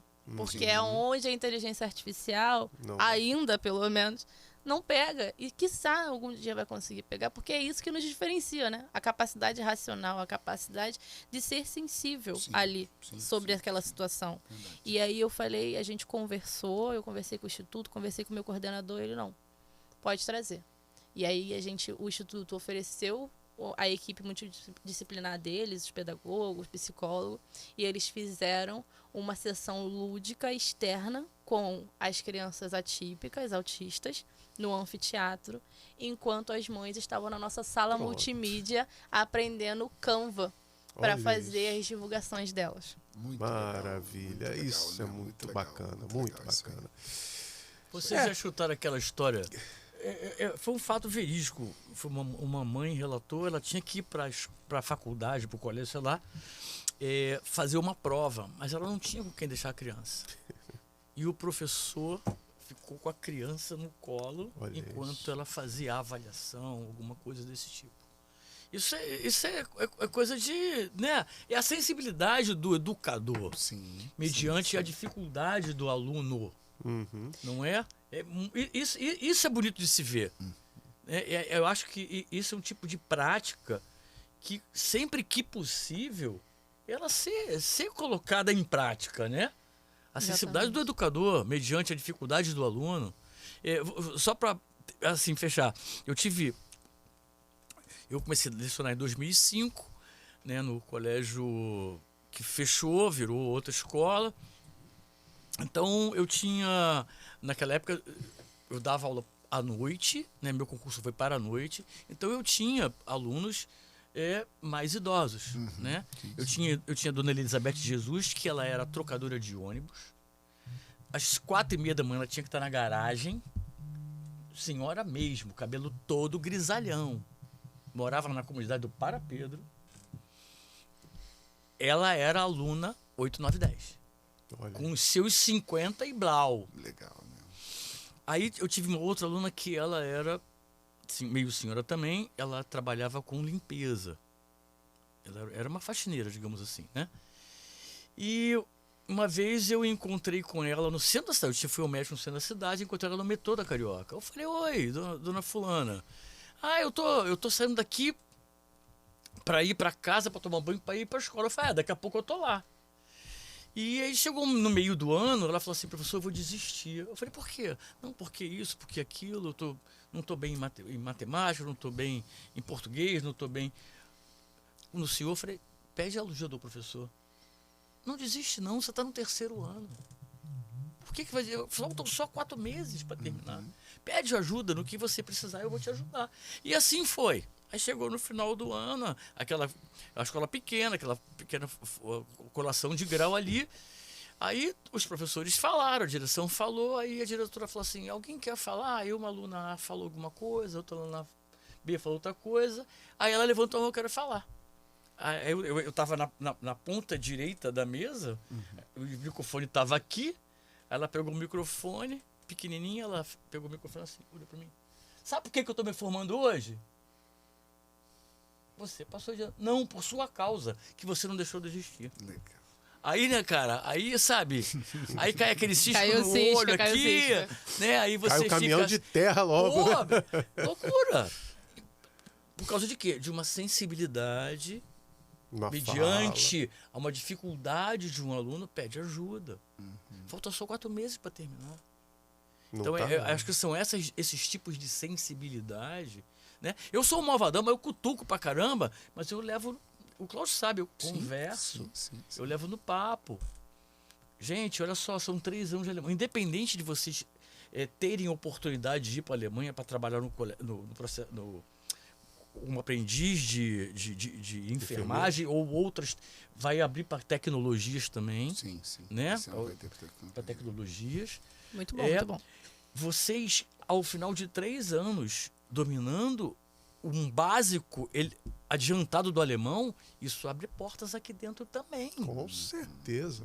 né?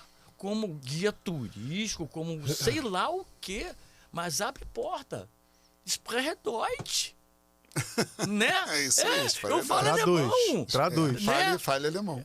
Eu falo alemão. Então vamos dialogar em alemão. Vai fazer uma entrevista numa empresa que é de raiz alemã. Você vai fazer uma entrevista, sei lá, para ser um atendente que seja, né? E dialogar, você vai receber gente que fala a língua alemã, alemães que falam, vêm aqui para a empresa, você vai dialogar, isso está abrindo porta. Com certeza. Entendeu? E Eles são dentro... 5 países, né, que falam a língua alemã, não só o alemão. A Alemanha. Né? Então, isso é assim... eu sempre lembro da música Eduardo e Mônica, para poder dizer que ela era inteligente, ela fazia medicina E ele e falava alemão. E ele ainda nessa linha de inglês. Falei, gente, inglês todo mundo fala. É isso que eu ia pontuar, né? Um grande Todo diferencial. mundo, entre Fala. aspas, Não, né?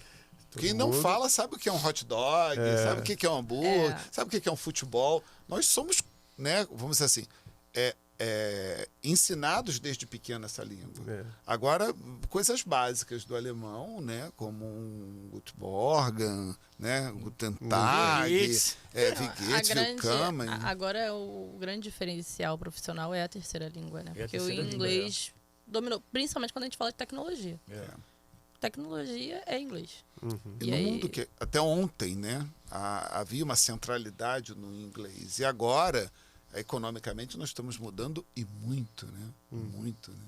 O mundo que a gente começou na segunda-feira, hoje já não existe mais. Uma coisa, só para falar, fechar da língua de tecnologia, quando eu saí da empresa que eu trabalhava, né, se eu não me engano, 5 equipamentos caríssimos que nós utilizávamos para análises lá eram alemães. 5. Equipamento de $600 mil, $700 mil, beirando $1 milhão. Tecnologia alemã. Legal. Entende? Então isso é muito, né? Então eu cito isso para eles. Ó, não é só ir para a Alemanha fazer o projeto Apollo. Não, a tecnologia. Eu falei para eles, ó, quando eu saí da empresa, 5 equipamentos caríssimos eram de tecnologia alemã. A Alemanha ela se destaca pelo avanço tecnológico, né, na Europa. Exatamente. Né? Pessoal. Né? Não tinha aquele negócio, né? Nós estamos. Alguém arriscaria dizer quanto tempo nós estamos gravando? Acho que quase 2 às horas. 2 horas. 1h50. Muito bom, muito bom. 51 para ser mais exato. E dá vontade de ficar mais 2, né? Acho que tem que fazer a parte 2, né? Pode ser. Exatamente Poxa. isso que eu tô Aí eu falando. recorro àquela música que eu canto para os alunos, né? Todos os dias quando acordo, não tenho mais o tempo que passou, mas tenho muito tempo. Temos todo o tempo do mundo. E essa música, ano passado, quando eu fui para a Ninfo de 2 turmas, no final Eles cantaram. da cerimônia de formatura, botaram lá a música, porque eles pediram pra colocar. E eu fui pro microfone e mandei ver com eles lá. Foi Maravilha. muito legal, engraçado. Muito legal, muito emocionante.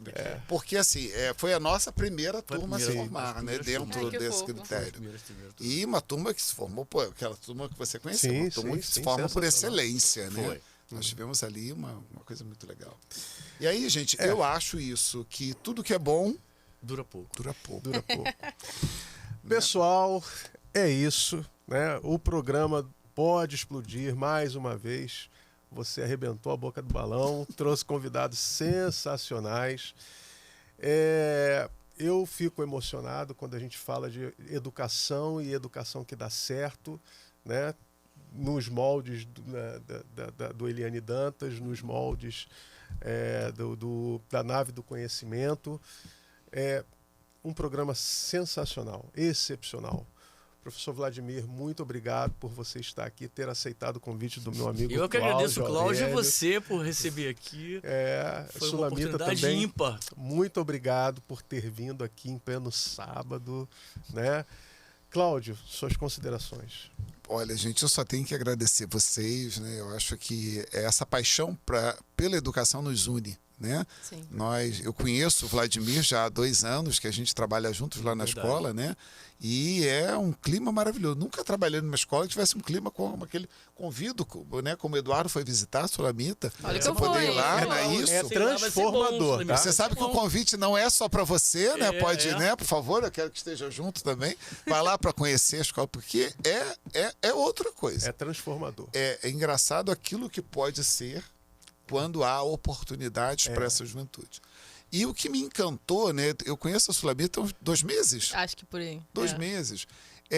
Eu, quando estive na nave do conhecimento para pegar um documento do Jaé, eu olhei para aquilo e falei, gente, isso aqui é maravilhoso, eu preciso mostrar isso aqui para todo mundo, né? E aí nós conseguimos carregar o Eduardo lá por conta desse bate-papo que a gente teve hoje, convidar a professora Márcia Begali, que nós estamos esperando, Márcia, você aqui para poder por bater esse favor, papo vem. aqui com a Opa, gente. quando ela vier, Vem assim quero tá para aqui. conversar, Já maravilhosa. sinta-se convidado. Né? E também o Kleber, né? Que Sim, nós. sim. Você já conseguiu fazer programa com ele aqui? Também não. Não. Marcar Então, olha, reunião com o gente, Kleber já é Kleber difícil, gente. Olha. Sábado, então, é mais difícil. Sábado. Então, assim, mas eu acho que desde esse nosso encontro, muitas vidas já foram mudadas, Com certeza.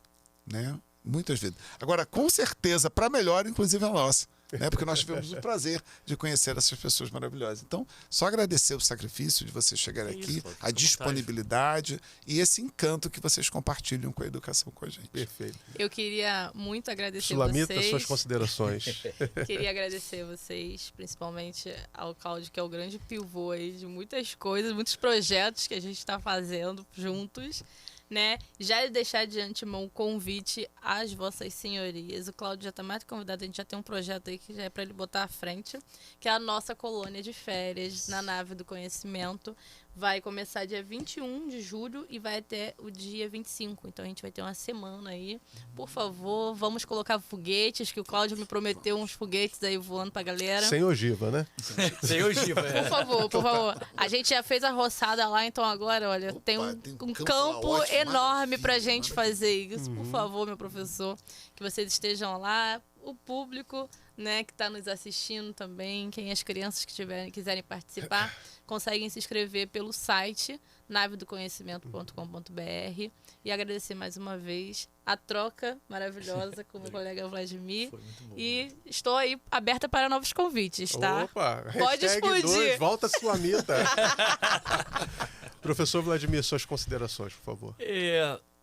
Sempre é bom trocar conhecimento. Uhum. Né? Mesmo que eu sou de exatas, o Cláudio de exatas, você é de exatas, que fosse uma psicóloga, uma pedagoga. Que é de exatas também, né? Ela também é de exatas, né? Mas que fosse uma psicóloga, Não uma foi pedagoga, combinado, não foi Não foi combinado. combinado, é verdade. né? Por isso que eu mesmo sou correndo. Então, assim, gente, a troca é fundamental. Eu troco muitas coisas com o Cláudio. 3 da manhã, manda... Vlad, olha sofre isso. da mesma situação. Eu mando pra ele 5 da manhã. Eu acho que vocês estão se adaptando ao fuso horário para né? quando for lá para a Alemanha, a noite vira coisas dia. mirabolantes que só as ciências explicam pra gente, mandam pra gente, né? Então eu agradeço a vocês a oportunidade e muito obrigado. É isso. Pessoal, muito obrigado pela participação de vocês. A vocês que estiveram até agora, eu queria aproveitar o programa para direcionar uma fala, né? Nós percebemos muitas das vezes empresários, pessoas ligadas ao comércio de maneira geral, reclamarem muito da educação, falarem mal da educação, porque os alunos vêm para cá cada vez piores, ou coisas do gênero. Por que não vocês terem a proatividade, como foi feito lá pelo Instituto Goethe, via consulado, e adotar algumas escolas para fazerem trabalhos similares, análogos ao que está sendo feito no Eliana Dantas? Por que não? Por que não a Ternium, né, que é uma empresa que agride muito o meio ambiente, mas que investe também muito recurso na educação ambiental, por que não patrocinar, fazer um projeto bonito como é esse do Eliana Dantas, em algumas escolas, para que ajude nesse processo de transformação? Por que não sair dessa zona, não de conforto, porque a gente entende que o empresário ele precisa do resultado, coisa e tal, tudo certo, faz parte do jogo. Você abre uma empresa porque você quer o lucro, está tudo certo. Mas por que não ter esse olhar para a educação? Está aí, são exemplos de sucesso. O Instituto Goethe, junto ao consulado alemão, apoia um colégio do estado do Rio de Janeiro que trazem esses resultados tão positivos. Muito positivo. Vocês já imaginaram se vocês também investirem para que vocês tenham alunos mais bem formados para assumir um mercado de trabalho que eu tenho certeza que na empresa de vocês está deficitário? Olha a transformação. Quem sabe esse é um pontapé inicial para que essa mudança ocorra. E vocês se sensibilizem e assumam o papel de vocês, que é de empresa, que é de investir, e invistam na educação. A educação é a única arma, é a única forma de transformar esse país. Beleza? Com essa fala eu agradeço mais uma vez, Cláudio, professor Vladimir e Sulamita, pela presença de vocês. Se você ainda não acionou o sininho, né? Vamos lá para o nosso acione o sininho, compartilhe, deixe seus comentários. O que você achou do programa de hoje? Deem sugestões do que vocês querem que a gente aborde aqui. Nós vamos ver a viabilidade de transformar isso em realidade. E divulga, faz que nem fofoca. Espalha pra todo mundo. É isso aí. Valeu, pessoal. Um abraço. Tchau, tchau, tchau. Bye, bye.